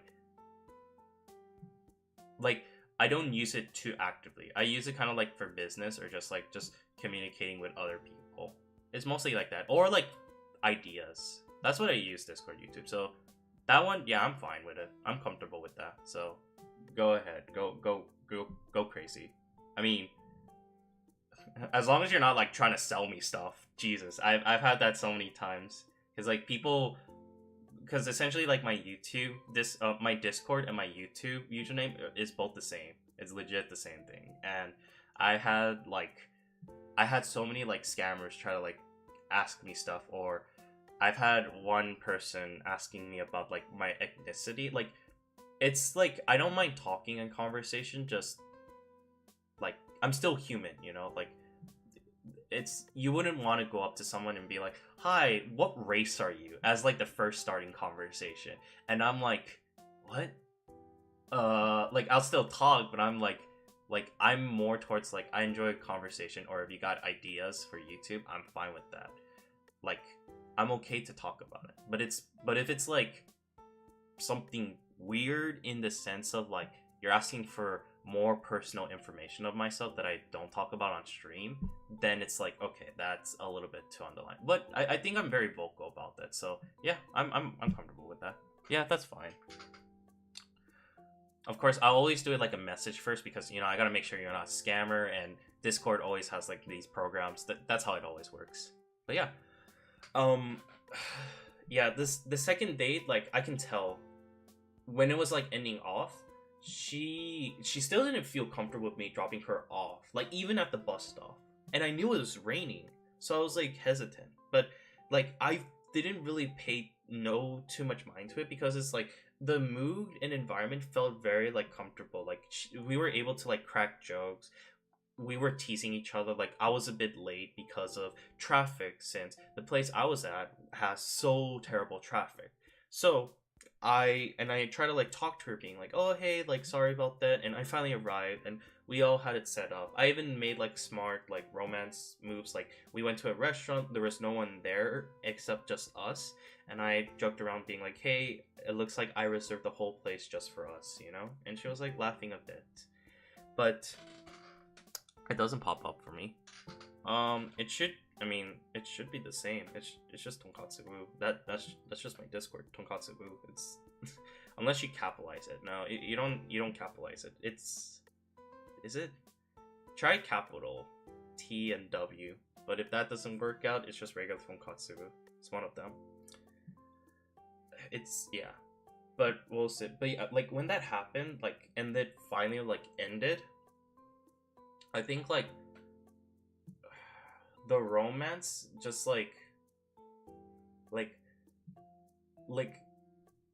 I was able to drop her off, and I made sure, like, I tried to do like all the gentleman stuff, like it's rainy, I hold my umbrella, I made sure to like hold on to her because it was so windy. We made some comments, and you know the bus didn't come, so I was like, oh, like here, like it's a good thing I came here, because you know, like I didn't know, like I didn't want her to walk all the way back home when the bus wasn't there.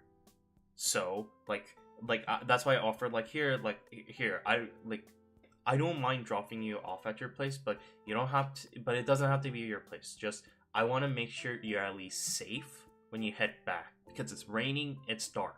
And she was like, oh, all right. And yeah, like I made sure to do that. Like I took her over, and I dropped her off at the place she wanted to go. So I thought on the third date, we built up some decent amount of trust with each other. But it got worse. Like, it started to reach to a point where it's like, when we were off on the third date, it started being very, like, awkward. Because when we went out to eat, she was like, hey, I just wanted to let you know, if this relationship doesn't move anywhere after a month, I don't mind if you ghost or stop talking to me, or tell me about it. And I'm like, oh, okay. And that's when my signal started going off a little bit. But I tried to pay it no mind, because I thought she was trying to be more empathetic or kind about it, being like, hey, maybe like it sounded to me like, hey, there might be something like I'm not able to do, so if you want to like ditch me because you don't feel anything, then just like let me know. That's how it felt like to me, and I was like, oh, okay. Like, as like a more positive side, versus like she wasn't getting into it, or like wasn't enjoying the time. And it reached to a point where like we just like had some chills. We just like, I didn't want to do anything super big. I just wanted to relax. I wanted to relax, spend quality time with her, because I find like relationship as something like, we're not going always out, we're not doing something crazy. I just want to like relax, chill, have a food together, talk about our lives, like kind of like that.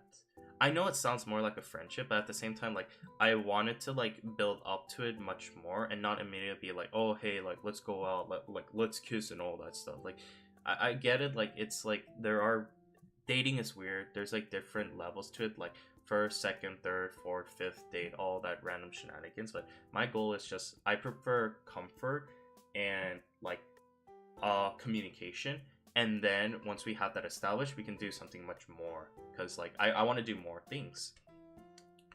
And that's where like it ended. And I remember how it changed, where I asked her when we were about to finish with the date, I was like, do you need like a ride back to your house, or do you need a ride back to your bus?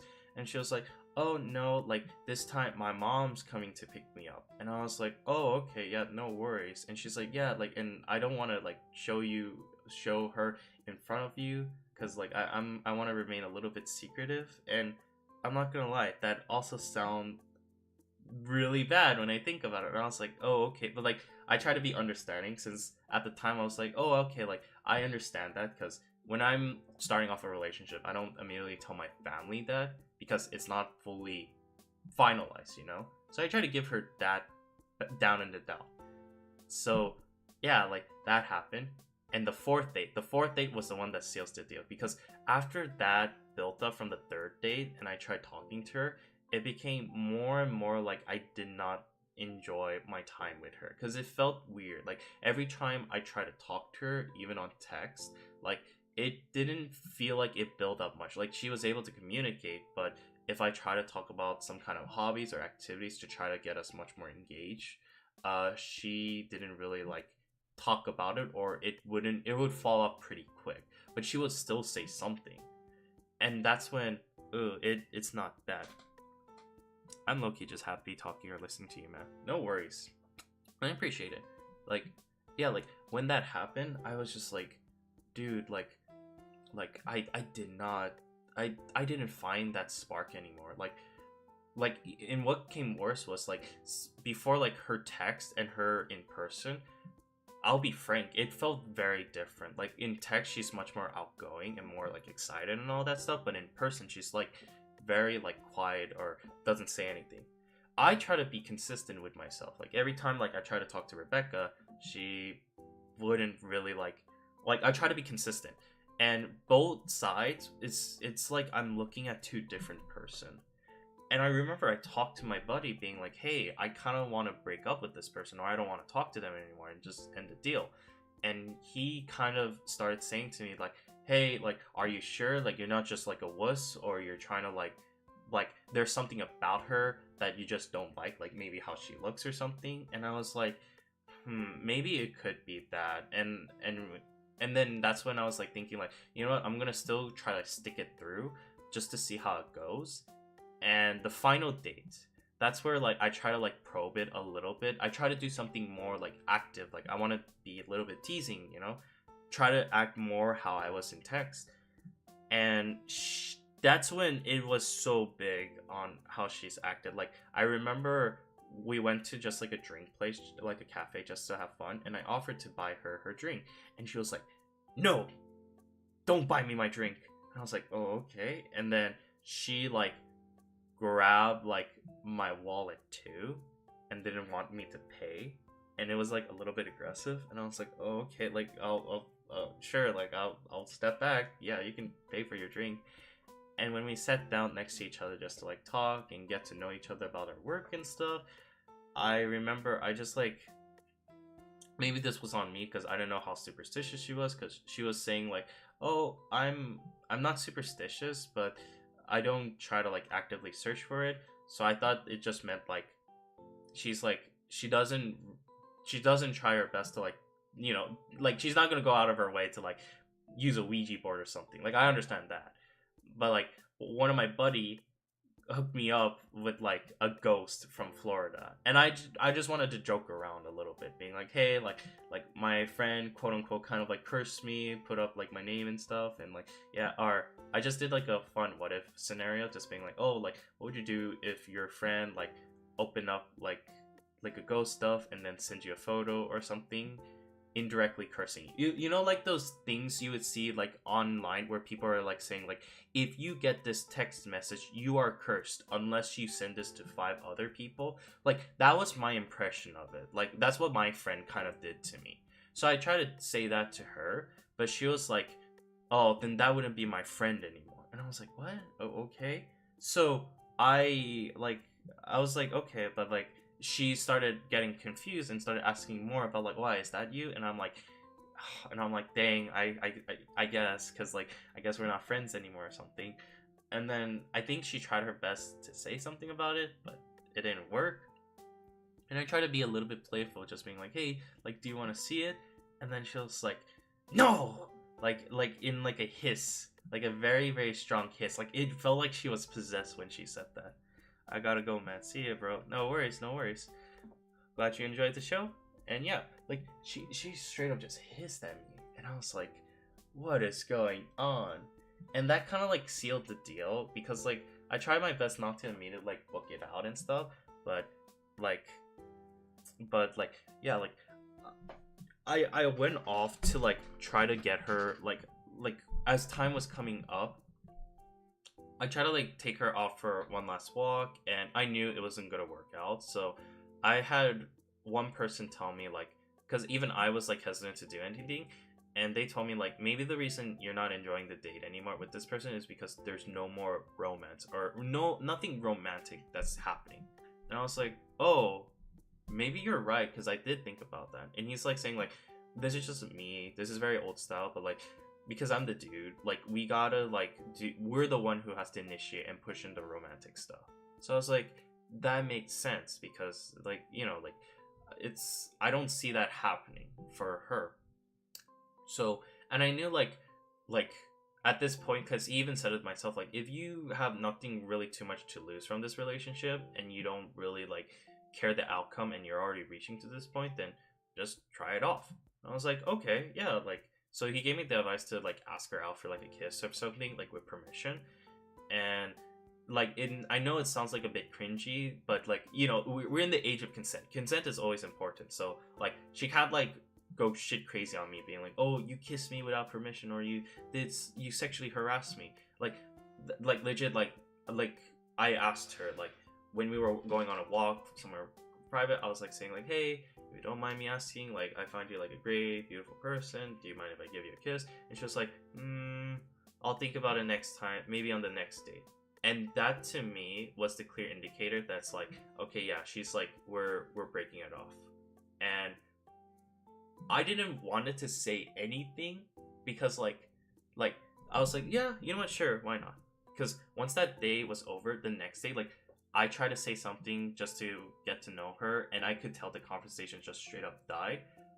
I could have broken it off, but I wanted to let her like do the whole thing, since it was either like, my main goal was I was gonna break it off at like a specific time at like 7 p.m. because I was in class, and it was either she was gonna break it up or I was gonna break it up.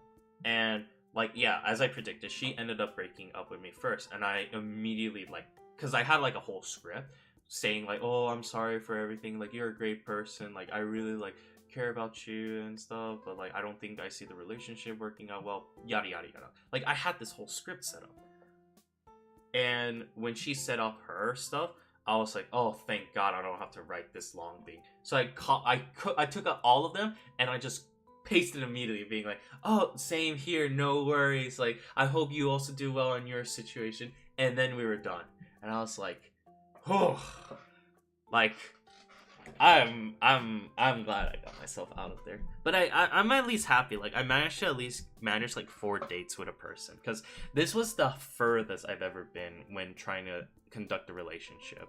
Especially like I'm seeing now more and more like dating apps are not really good. Like I mean there probably are good people on dating apps, but it's more like, I find it like, I'm not gonna lie, I find it, I feel like there are people who use dating app as like an ego boost. Like if it's like because like there's not a lot of people there, or it's either like bots and stuff, and like people use that as like ego boost just to feel like, oh, I want to like feel pretty and stuff. So it's like they put up their profile to make themselves, just so they can get like a few clicks and likes, which I mean, I guess, but at the same time it's like, I find it very, very iffy. But yeah, that's just how life be life. That's how be life.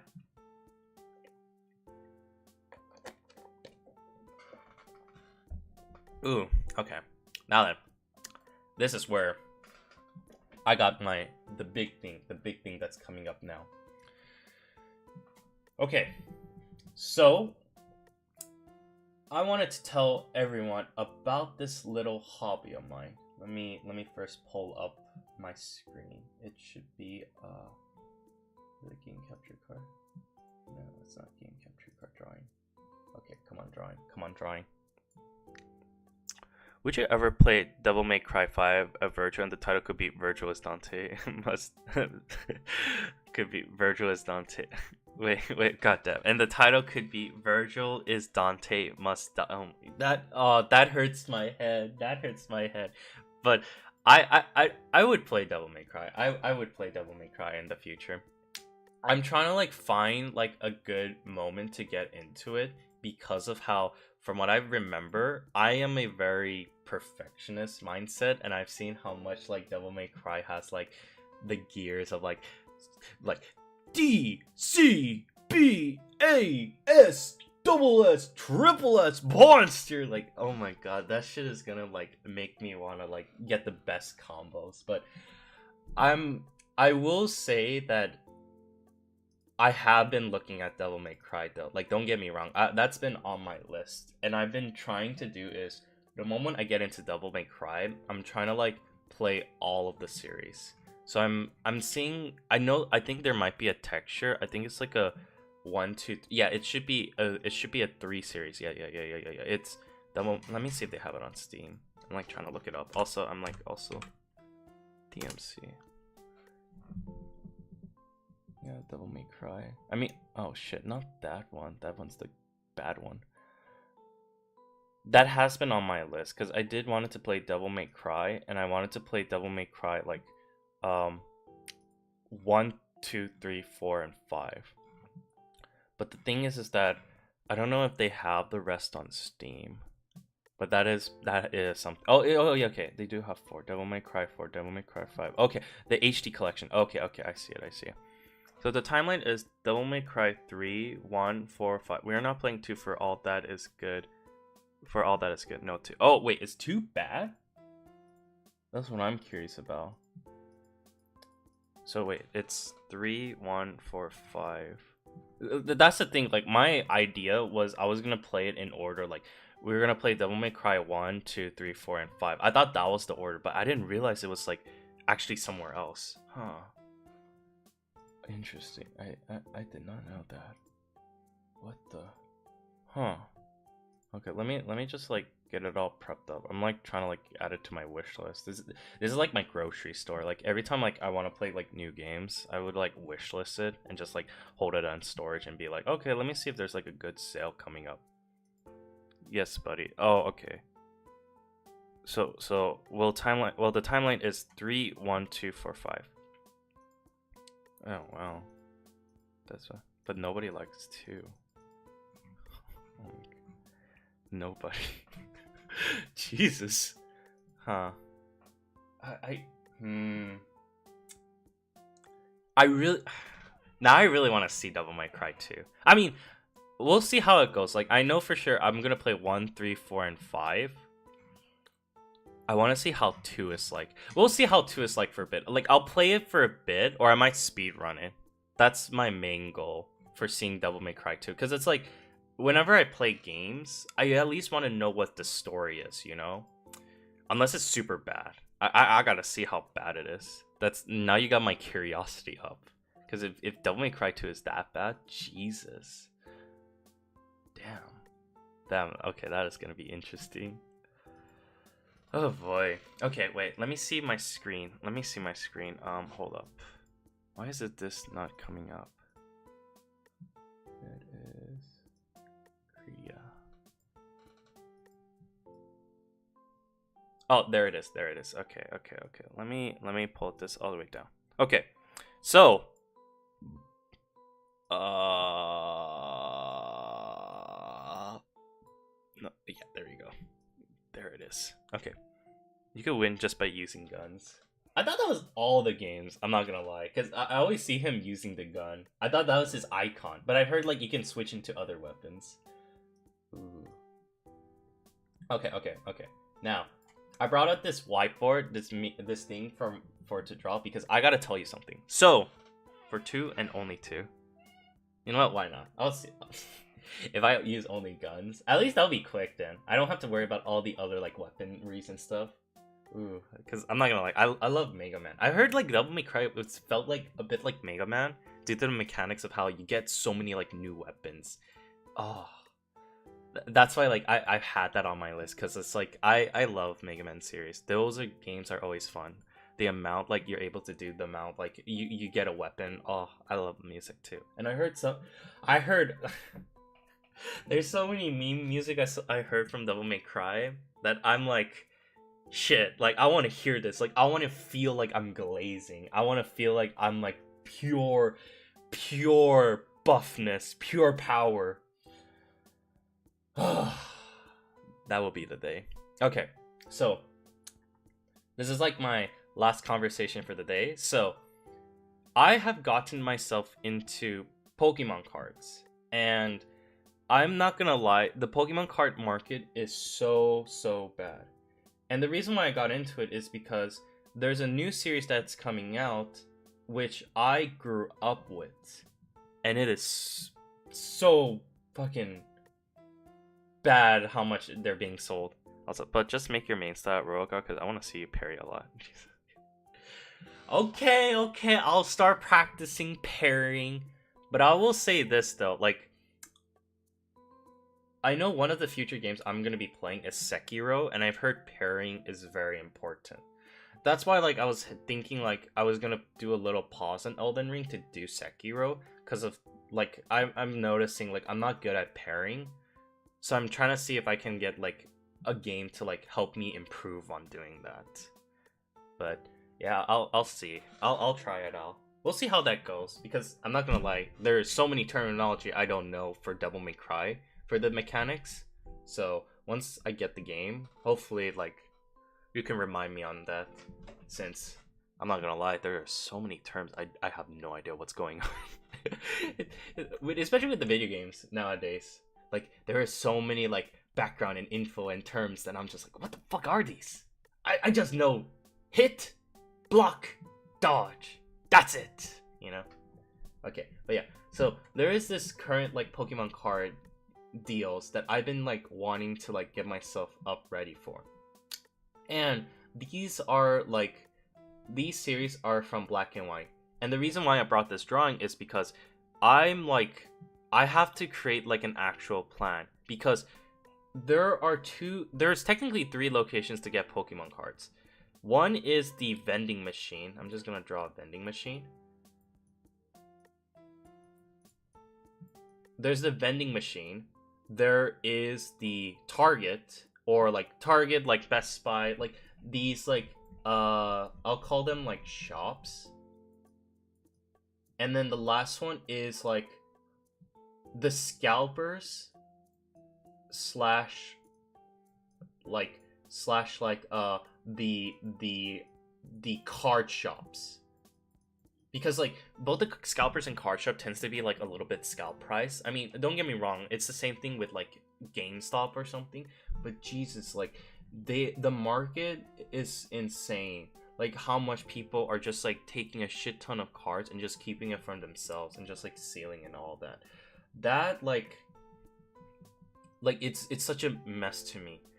So what I ended up having as a main goal, like, I started doing a shit ton of research where I don't want to show it because it's gonna dox my location, but I have an Excel sheet. Like, I have an Excel spreadsheet, like, of all the different types of, like, shops available that have the Pokemon card, like, vending machines, because that is, like, a much more guaranteed you'll be able to find the cards, in the sense, like, they sell it, like, as boxes, or like the elite trainer packs, like, they sell them as box.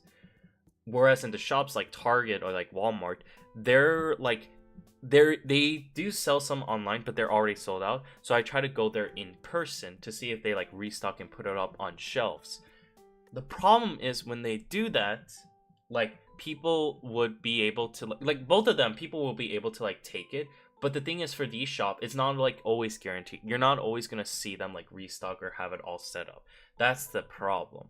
Whereas in the vending machine, like, it's easy for people to just put it in because it's all in one box, versus one, it's like people can find it and just, like, hide it in, like there's, like, videos of, like, people putting, like, Pokemon packs hidden in a Target, like, hidden vaults and all that. And that just, like, pisses me off. And I don't want to go to a scalper. Like, if I'm buying something for, like $59, I don't want to, like, pay, like that is, like, how much they would sell them in, like, these, like, boxes. Whereas, like, in these, like, companies, like, all these scalpers, they would sell them for, like, $160. Like, that shit is so annoying. Like, oh, dude, like, if I had this much money, I would have bought, like, 3 of these boxes at this point. And I just don't want to do that. Like, and I'm not trying to sell these. Like, I like these card packs. I wanna like, hold them. I have collections. Like, I used to collect Pokemon cards when I was young, and this series is, like, has a like, a soft spot for me, because I really love these, like, card packs. and I don't want to like go out of my way to like buy them. Like they're selling like one card for like, there's a card I really want, but they're selling it for like $300 or $200. And I know it's like a little bit more on the rare side, but at the same time, like if I get like any of the cards, right, that's not it. Like I'm still gonna enjoy it versus like spending like $200 on just like one card. Like I guess it like it saves money and it guarantees in the sense like I don't have to keep on buying more and more packs and like test my luck. But still, like I find it fun just like gambling or pulling these packs because it smells nice, it feels nice, and it's always like a joy just to like have the moment to like open like cards. I've been dying to get like myself like a bunch of Pokemon cards. Like I know it's like, to be fair, it's not like a good moment to be buying like Pokemon cards at this moment because the market is so bad. But the problem is like you see people who are collecting Pokemon cards that are like from like 2001 that keep increasing price just to buy those card packs. And what makes it worse is that these cards don't return. They're all, from what I remember from Pokemon, it's like a once a year kind of situation. Like the card stays for 1 year and they don't come back. Or they do come back, but in a different form.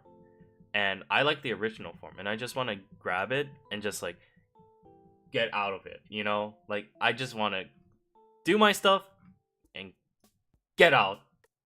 Simple. I don't want to. Oh my god, I just hate it, man. I fucking hate it. It's a sad day. It is very sad. I miss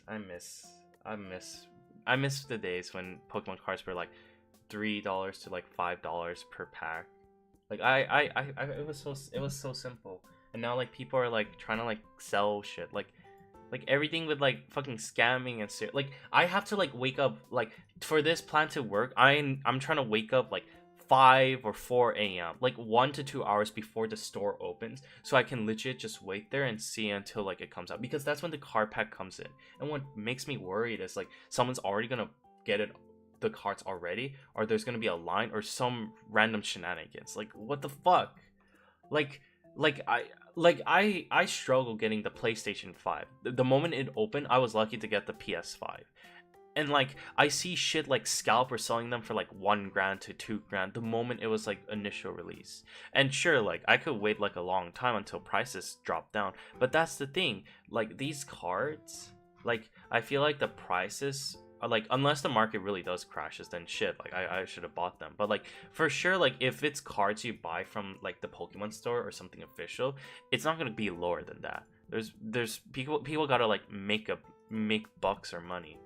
And it's rare for like me to see like people actually like selling the card pack like the same price as like the TCGs, or like how the actual like Pokemon Center is, unless it's like they put up some like rule behind it being like, oh yeah, like these cards are like restricted for blah blah blah blah blah, you know, like these cards are only exclusively for like only 5 per packs, all that random goodness. Yeah, I gotta like wake up at 5 a.m. deal with this, try to like go over to the vending machine, get it all that, and if it doesn't work, I'm gonna probably go over to Target or some Walmart and just like look over and see, but then I'm gonna cry because they're all gonna be sold out. So my main goal is to hopefully try to like go to a different bunches of like Pokemon vending machines and try to get it from there. I'm just worried that like either there's gonna be a huge line that of people waiting or something else, because like I'm honestly surprised, like in my place where I live, like I was like looking up like card shops, and Jesus Christ, there's like so many card shops I never knew that was close to me. And that's what makes me afraid, because I don't know if these card shops are gonna try to like scalp or steal these card packs, because it makes sense, that's their business, they're trying to like sell cards. But at the same time, like dude, like come on man, like give some of the people who want to like play the game like this fucking fair price. Like come on, I don't want to pay like $100. Like even right now the market, like it hasn't even been released yet, like people, it has itself sold to be around like 150 once, like no, if a bundle costs like $100, it's like around like 200 or 300. It's like double the price for sure, double or almost triple the price, and it's just so fucking frustrating. Like, Jesus, I just want the card. I want to have fun. Why are you fucking scalpers ruining this shit for me? I don't want to have fun, man. I'm not gonna sell this shit. Like, what the fuck? Like, oh, I'm gonna sell these cards. Like, there are some cards, like, if I get dupes, like, I don't mind selling them. But, like, Jesus, like, if I ever sell them for something expensive, like, I only do that because, like, I either want to buy more card packs. What do I do? All of these extra money. Buy more cards. I hate the Pokemon market. There's cards I really want to grab, but the fucking pole racing stuff is so ass and whatnot. But I guess it makes sense why they're so expensive. I mean, I could like just print it out a card and be like, yeah, this is my card. I get the rare exclusive like Pokemon card. I really want the fucking rare Pikachu, and yeah, I don't know. I don't fucking know. I'm just so tired, man. Like, I hate scalping, or I hate having to deal with scalpers, like having to deal with the bots, having to deal with all that random shenanigans. Like I have to wake up so early, and I don't want it. Like, or even like when you try going online, like the amount of wait time, and you know there's people using bots. Like, I try to like buy myself like a couple of card packs. Like, I couldn't. Like, it's so slow. Like, the moment I arrived and finally got to the store, it was all sold out. It was all sold out. And it just ruins it. Like, it fucking ruins it. I don't know, man. I don't know. One of these days, like it's hard. Like I want to collect stuff, but at the same time, like, it also like stirs me away from collecting stuff. This is why like I got so deep into gacha games, because like I want to have something physical, but at the same time, you can't really have something physical when this whole thing is gonna turn into a legit like wild wolf pack hunting moment. Like, everyone's killing themselves. Like, they're cutting each other like in the throats just to get like a couple of card packs. When you're just like, I just got here. Like, I haven't played. Like, I'm just trying to have fun. And everyone's like, oh, $50? No, $60? Oh, $70? No, $80? $90? $100? Can I get a 200? Can I get a 200? So, 300? Oh, 400? 500? 500? I sold $600 for a packet of like for a fucking one pack of Pokemon cards. Like, my god, it's like, I'm lucky. Like, for example, there's the Switch 2. I got lucky for that one because I knew people who had a spare Switch 2, and I bought it off of them. So I'm happy. Like, I know people for this, but I feel like as time gets older and older, whenever there's like new releases, every time people just start scalping, and I wish there's some sort of like rule against scalping, because it's so annoying. Like, there's so many scalpers, and there's jobs of people actually being a scalper that is so stupid. And then you have like images of people being like, oh yeah, I got these packs, you know, I'm not a collector, but I got like $40 of them. I mean, if you want to buy it from me, I don't mind doing that. It'll be double the price, you know, if I bought it for $60, but for you, I'll pay it like $150. I'm like, what? Fuck off, man. And it doesn't make it any better, because like in the Pokemon market, unless it's like it gets more fucked, like just holding a bunch of like Pokemon cards is just gonna increase the value. Like, this is just pure evil. This is pure evil. I hate this shit. I fucking hate this shit. Like, god damn it.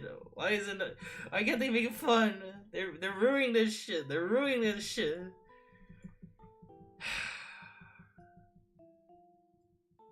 Man, I'm tired.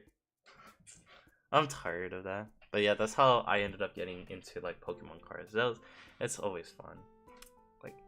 Like having like all these like exclusive cards. You know, one of these days, if I end up getting a bunch of these packs, I might do like a stream where I just open these packs. I got addicted. Like, I came back into Pokemon cards because like I keep seeing like so many YouTube feeds of people pulling it. Like, I'm not gonna lie, like I love watching those. I love watching those. It's so nice seeing people like open up all these card packs and being like, damn, like this is so nice. This is so nice. But yeah, it's yeah,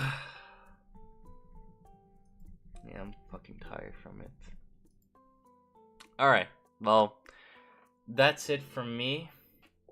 I'm gonna try to start editing and start figuring out things to do more with my life. I gotta start studying more. So, next time, I'm gonna try to like edit up some of my stream schedule now that it's coming elf. Let me see. I don't know. Inhale, exhale. Actually, wait. Before I leave. Actually, no. I think I'm forgetting something. Let me put up some add-ons. Like, before, yeah. Let me start putting this up. Okay, wait. Let me double check. Tomorrow is gonna be Wednesday 3. Okay. I'm not able to stream on Wednesday, but I think I'll be able to stream on you know, I'll still do Thursday. Let's do Thursday. We'll sit.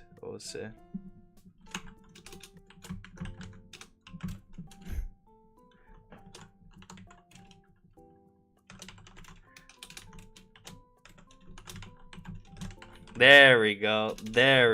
Okay, wait. Before, no. I forgot. I gotta do this. Let me make sure. Okay, wait. Tomorrow's gonna be.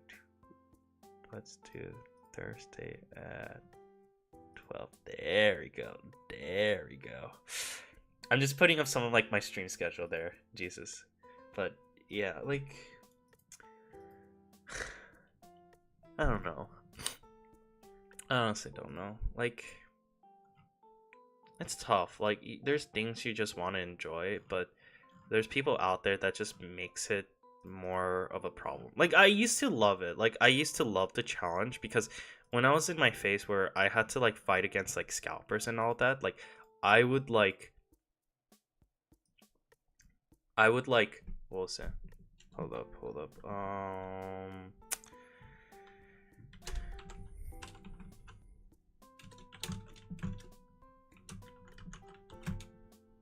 Like I would like enjoy the thrill of like having to finally beat a scalper, because like it, like to finally, because like I understand the value of like people being like, oh, like I worked so hard for something and I finally got this product, because there's like joy and enjoyment from like working hard to like get yourself like something you worked so hard to get. But now it's like I'm just tired from it. It's like so exhausting just to find it, because like there's moments where like it's like I want a moderation of like I like to work for it, but at the same time I don't want to like work for it for the past like 1 year, you know, like it gets tiring. So I want that like sort of balance. Like I'm okay if like work for it for like maybe a month, but then after that like I'm just done. Like I don't want to keep going. Like I know my limits. If I keep getting addicted to it, I'm just like stop it. I want these cards, but if I gotta keep fighting for it, at this point I'm just gonna like I might just buy a box or something, or I might find something cheaper. Like I'm going into like Japanese cards or Korean cards, or like I don't know about the Spanish cards. I haven't seen them being sold, but like those are getting so cheap.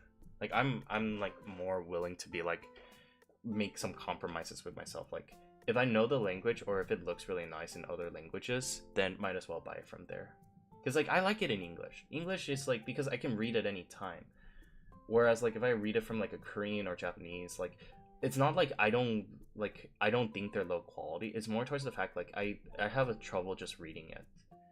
Like I could try to learn the language, but it's like, how do I say it? It's like I'm not used to the language so much, so it like hurts my head because I have to like alternate switch, being like, oh, this is actually like they would say this thing or something else. Hey Wu, how are you doing? I'm doing okay. I'm like ranting about scalpers and Pokemon cards because there's a Pokemon pack I really like, and I'm trying to figure out like how to like set up a plan for myself, because like I'm going in war. I have to like hide. I have to like wake up at 5 a.m. to go to a store that opens at 6 a.m. and then I have to like come up with like my routes, because like my goal is like this is like my house, and like I'm trying to like go to a bunch of stores that's like 15 minutes, like 20 minutes, and I gotta like figure out or like 20 minutes, and I'm trying to like figure out a way to do like this, because like it's so stupid. It is so stupid. I just want a couple of packs. I'm not gonna like scalp this, but like people love scalping.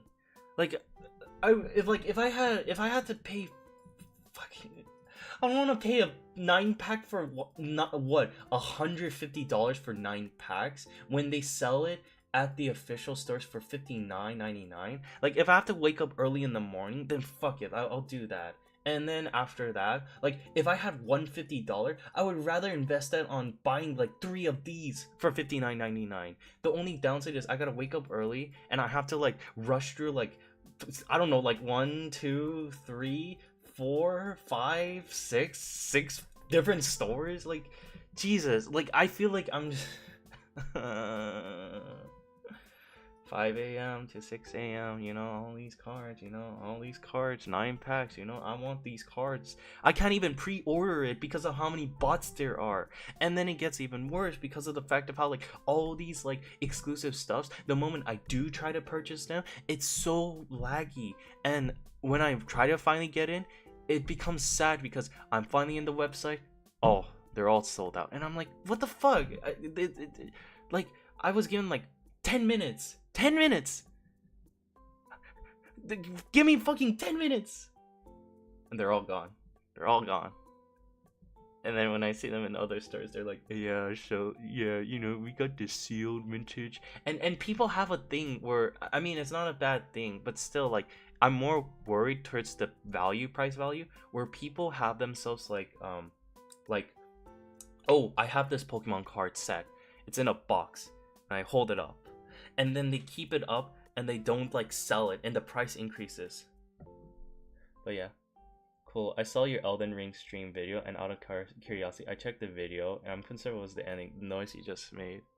Oh, I was crying because like at the very end, I finally beat her, and it took me 4 days of my life, and I hated it.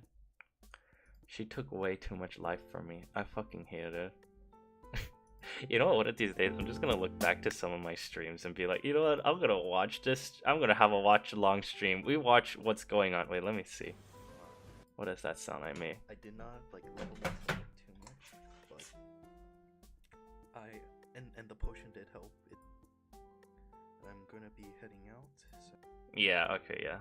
That was me crying. That was me crying. I was able to do it. I was able to beat Milena, one of the hardest boss until the DLC, but like one of the hardest boss in Elden Ring until the DLC. But yeah, so I have my bragging rights. I can tell people that I defeated Milena. See? That is like little note I can put to myself and tell others, being like, yeah, I killed Milena, I did it. I fucking did it. Oh my god, it was beautiful. It was so beautiful. It took so much sweat, blood, and tears. My hands were hurt. Even my hands are hurting right now a bit. But now it's done. It is officially done. Like, I don't have to, like, worry about that anymore. Speaking of Pokemon cards, why not visit the trading cop shop? They have Pokemon cards in packets, or visit their expo. Also, I clipped the video just in case in Discord. No worries. That's the thing. When you go to expos or shops, right, trading card shop, that's the thing. They still have the price values high. Like when you go to the official store, right? Like, for example, I went to a recent Pokemon shops. Like, I consider Pokemon shops and scalpels, Pokemon card shops and scalpers to be on the same level. Or scalpers is much more higher, but the Pokemon shops are like, they are within price range, because when you go to the official Pokemon store, it's $59.99. But when you go to the web, like when you go to like actual like Pokemon card shops, it's like 140, like 140 or like 130. An example of that would be the EV prismatic cards. Like, they sell those in the Pokemon vending machine for $59.99. That's how much they cost. But when you go over to like the card shop, right, I see them being sold for $140. $140. Like, that shit is like, what the hell? For a pack of 9 packs here, like, calculate that out. Like, how many packs are you getting? Like, $60 60 divided by 9, that's like let me pull that up. 60 divided by 9, that's like six, that's like around like $6, and like that's like $6 to $7 per pack, okay, with some like other like extra stuff like coins and like whatnot. But here, right, 140 for that same pack would be 140 divided by 9. You are paying around like $15 per pack. It's like $12 to $15. That is outrageous. Like whether the card shop or the scalpers, like, that's insane, you know? And I like and there's like vending machines too, the Pokemon vending machines. Like, I just want to get through that one. Like, I know it's gonna take some time and stuff. I'm just worried about like the probability. Like, if I was guaranteed, if someone told me like, hey, if you wake up at 4 a.m., wait in front of like, I don't know, fucking like Walmart, wait in front of a Walmart for 2 to 3 hours, and you're guaranteed to get yourself like one box for $59.99, I'm willing to do that. I am not going to pay like $140 to $150 for that same thing. That shit's expensive. And do you know why? Because when I worked in a job, 1 hour of my life, if I'm doing minimum wage, is like $14 to $17, depending on like the area I'm at. Like, that shit is like what, $40 of my life wasted if I were to equate it, plus like $59.99. That's like $80, $80 to $90 I wasted. I'm fine with that. Versus $150. Like, what the fuck? I'm wasting more of my life doing that shit. What? Like, what? God damn, like, I just... I really wish they have a law. Like, I really, really want to, like, strangle in-game. Like, oh shit, myself. There we go. Like, I really want to, like, just strangle in-game the scalpers, because it's so disgusting. Like, it is disgusting, those prices. Like, in the past, when even petty scalpers will wait for card boxes at Vaughn's card machine, and I know because I visited her, they're hoping to get one and sold. Yeah, that's the thing. That's what I'm worried about. Like, I want to do that. Like, not be a scalper. Like, I'm okay with waiting out. Like, I want to go out and wait outside. I'm just worried about, like, if there's actually gonna be a line or something. Because, like, and I don't know if it's true or not. Like, if the day the cards are released is also gonna be the day, like, the vending machines are gonna be, like, packed. I think it should be. I don't know. Because it's so stupid. And remember, the pettiest scalpers, the reason why they do that, because that's their job. That's the only thing they do in their life. Like, people actually make this as a job. Like, their whole shtick is, like, their job is legit. They wait outside, buy the whole stock out of, like, the vending machine, and just, like, leave. And I hate that. Like, I know, and I'm very happy that Target and all these stores, like, have these, like, prices and limits. Like, I'm fine with that, because, like, I see myself buying maybe between 1 to 3. That's, like, my max. I'm not gonna go past, like, 6, unless it's, like, exclusive. Like, if it's, like, 6 of the same thing, no, I wouldn't do that. But if it's, like, variety, then I'm like, sure, like, I get 3 of the same and for part 1 and 3 of the same for part 2, because I like that. I just want to give myself a decent amount to gamble. I'm not gonna resell those because I like these cards. If I get a bad pull, so be it. I got a bad pull, but at least, like, it gets my addiction to stop. Like, I do that, get 3 of those boxes, I'm done. And maybe, like, from time to time, like, I see other cards where, like, maybe I might buy them from, like, card shops, you know, like, if I have the time, then sure. But like it's really sad. It really does hurt my head. because no matter what, like the real question is like, how do you deal with these scalpers? Because unless Pokemon cards or any cards like keep on printing on these release packs like over and over, way past their expiration date, like they keep selling them after like more than 1 to 2 year, I know for sure that will drop the market. Like that will drop the pricing for these cards. Like it'll still be like $59.99 because you know it takes money to make cards. That makes sense. And some of these merch. But like the scalpers, right? Or maybe the card packs would either put it at the same price or even make it like a little bit cheaper. Like if it was like $69.99, like my max limit was if it was like $30, like a range between like $10 to $30 increase, then you know what, I'm like, you know what, that's fine. That's not too bad. Maybe it's because of like shipping. This is just like the company, the store is trying to make money for themselves. Sure, why not? But if it goes past $100 or anything double its price range, that's like, come on, man.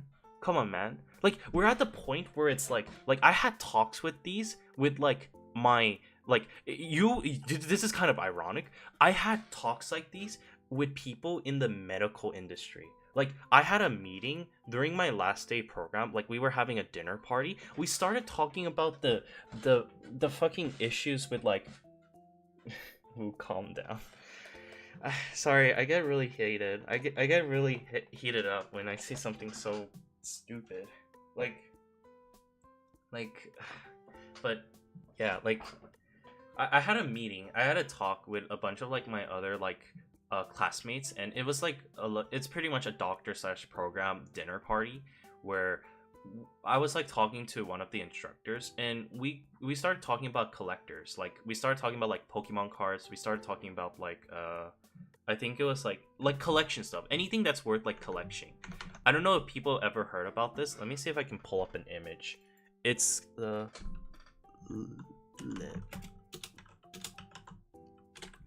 like I'm not gonna lie. Here. We started talking about this shit. Like I brought up the idea of Pokemon cards. This is what's the trend right now. These things, like, you know what these things called? These are called Labubu dolls. Now, like, what's so great about these is I don't know what's so great about these, but apparently, like, you're losing air from talking so much. Hey, this is how frustrated I am. But no worries. It's yeah, I gotta drink water. I gotta relax.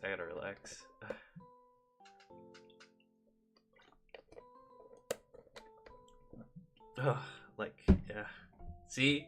Exactly. Like, I don't like Labubu, and I'm glad I'm not into Labubu, but like this looks ugly. This looks ugly as fuck. And then there's like the what's it? Trending. Let me see what. And then there's these like I forgot. They look like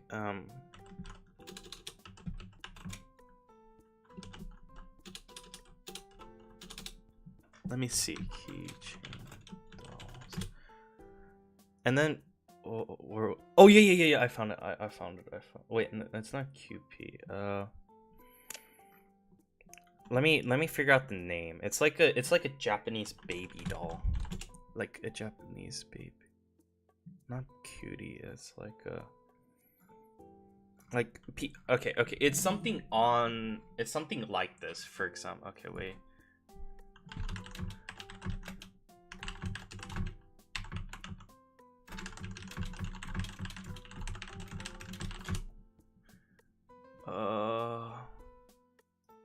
Is it called Crybabies? No.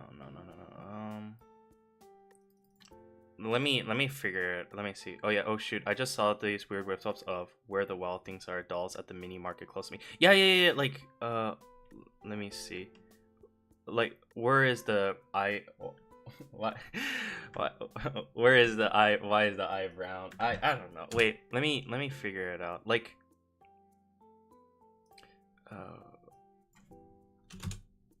Oh, where? Oh, those things. Jesus. Wait. Let me see this.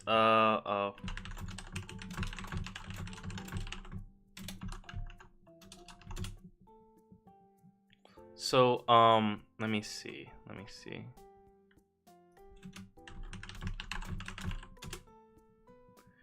Okay, let me see. So like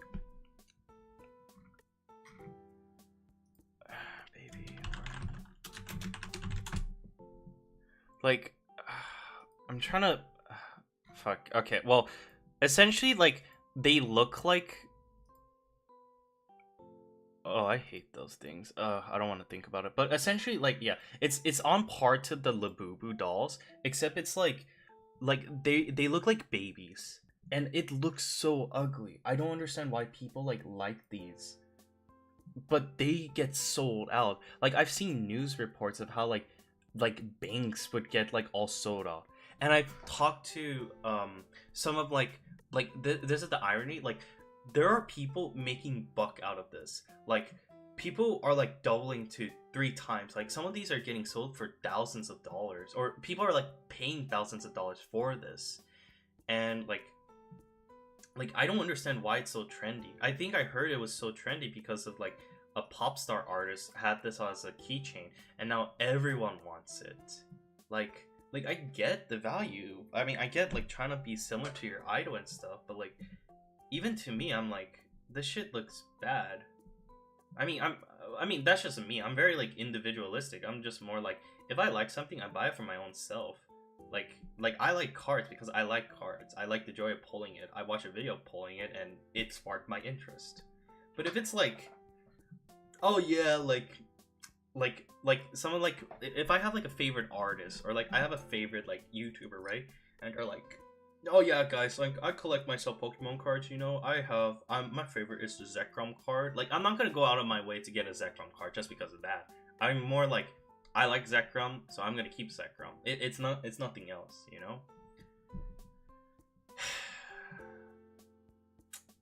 Yeah.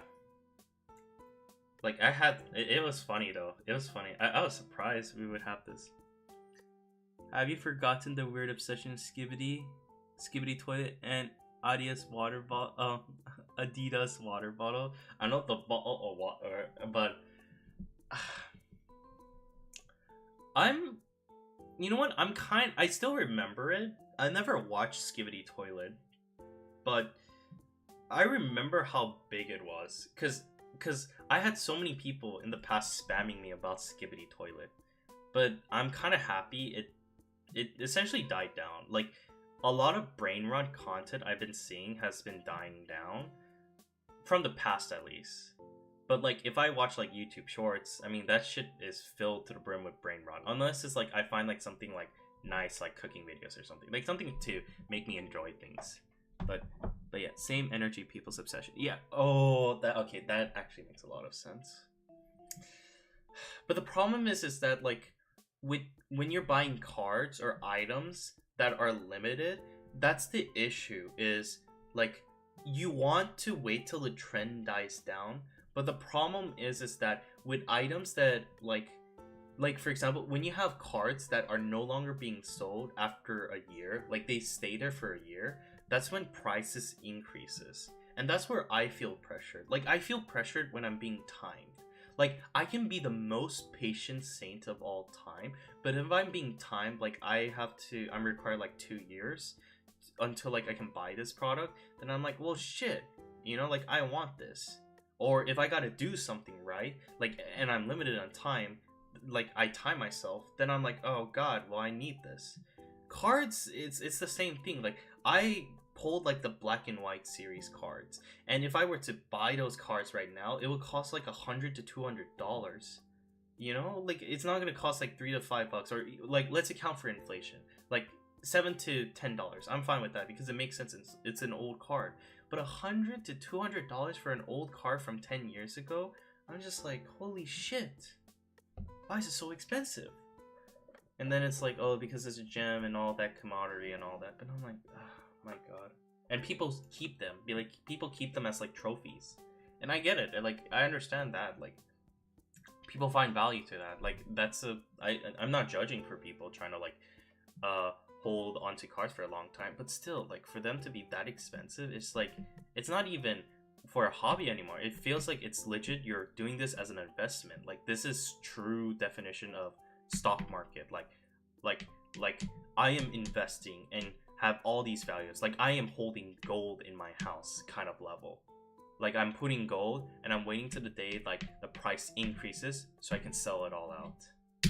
Jeez.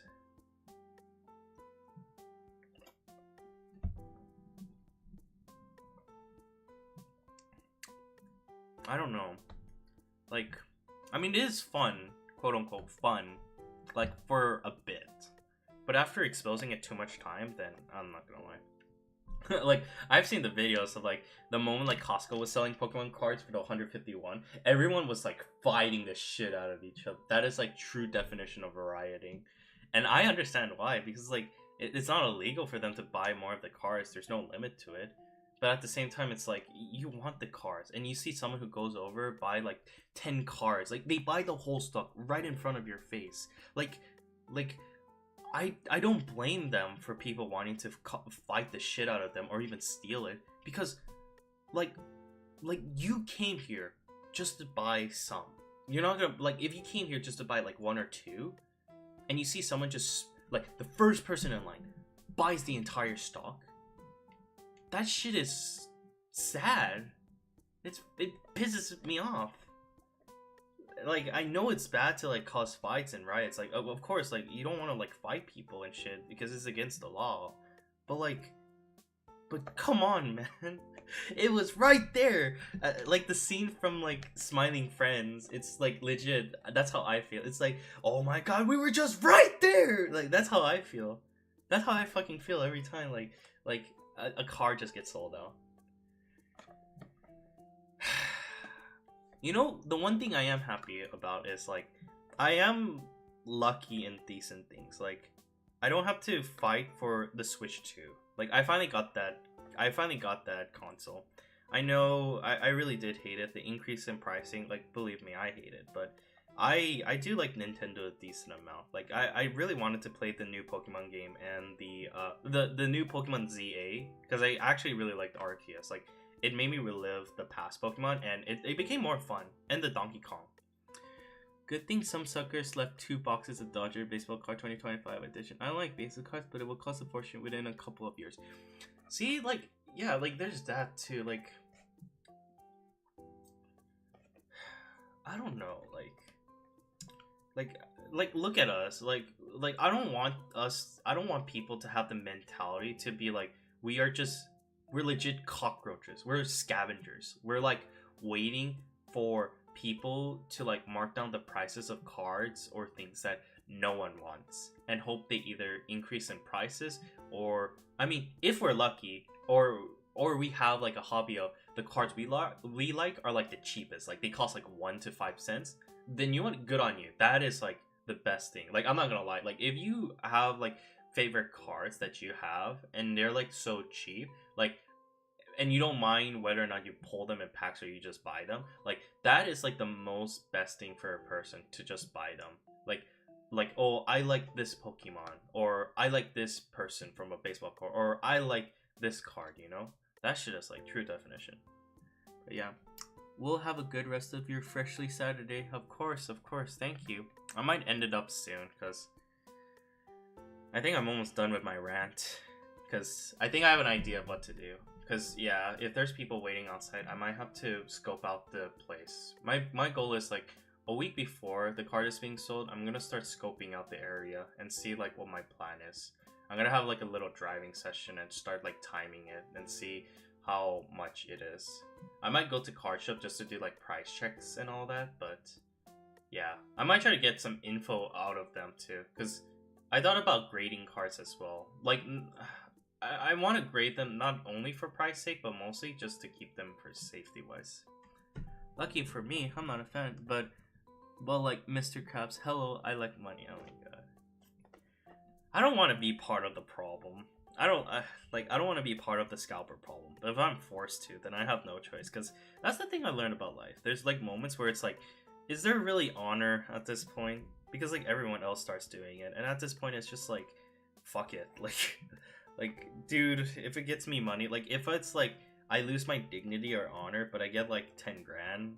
Fuck it. I mean, I need that 10 grand to like fund in either like my YouTube stuff or like my bills or something. Like money can't buy you. I mean, or like truly money can buy you happiness. Like that's what I'm starting to realize. Like money can buy you happiness. If you don't have money, then how the fuck are you gonna do anything in life? You can't like eat food. You can't like go around do shit. Like fuck. You need money to survive. All right.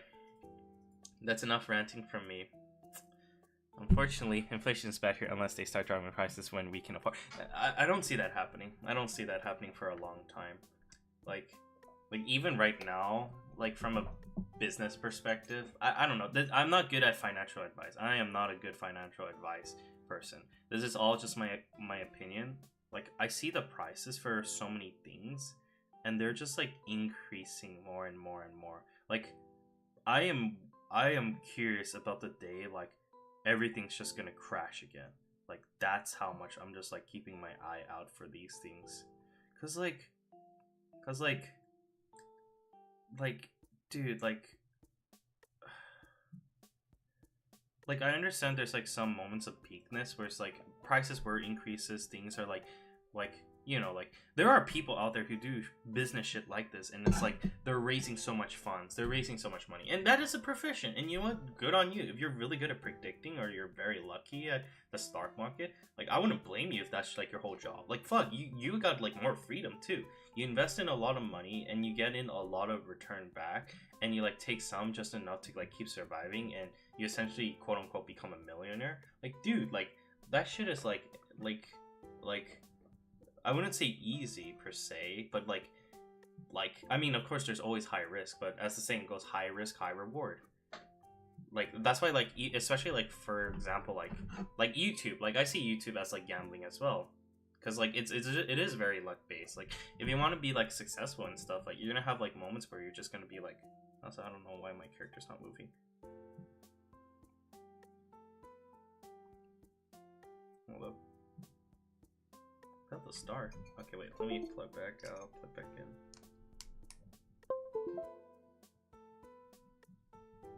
I swear, my model makes me sad from time to time. Okay, there you go. It's back to normal. Yeah, like it ends up being like that. Oh yeah, it will crash soon, and I'm afraid of repeating history events, so I want to be prepared for it. Yeah. It's. Don't get me wrong, like I do believe one day the economy will crash and the price will drop down again, but you gotta remember, the question is not like how it will happen, but like when it will happen. Because we don't know if it's gonna be next year, next month, tomorrow, or even like 5, 10, 20 years, you know? Because like no matter what, prices will still keep on going up and up and up, no matter how much. Like if you compare from the past to the present, like something from the the pricing from the 60s compared to current pricing is like, you know for sure, like it's always going to be increasing, it's always going to be higher. Like and that's how it's been like for the past like 5 years. Like I think 2020 a lot of things crashed down I think initial start of 2020 a lot of stuff crashed down in prices.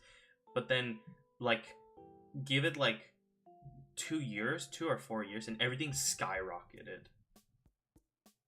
Like you need to have something detrimental to like fuck up the economy.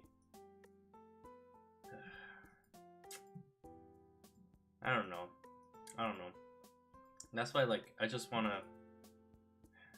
Like that's the thing. Like I'm seeing things that I see as hobbies or something fun are now being seen as like money moments, like actual money like potentialities, and it's like it hurts my head. Or business opportunities, you know, like it hurts my head thinking about business, because it's like you're trying to like, I don't know why it feels petty, or it feels kind of fucked. Like you buy something and you mark it up like 3 times the price. I mean, it is a normal practice, but still, it's like I feel sick doing it.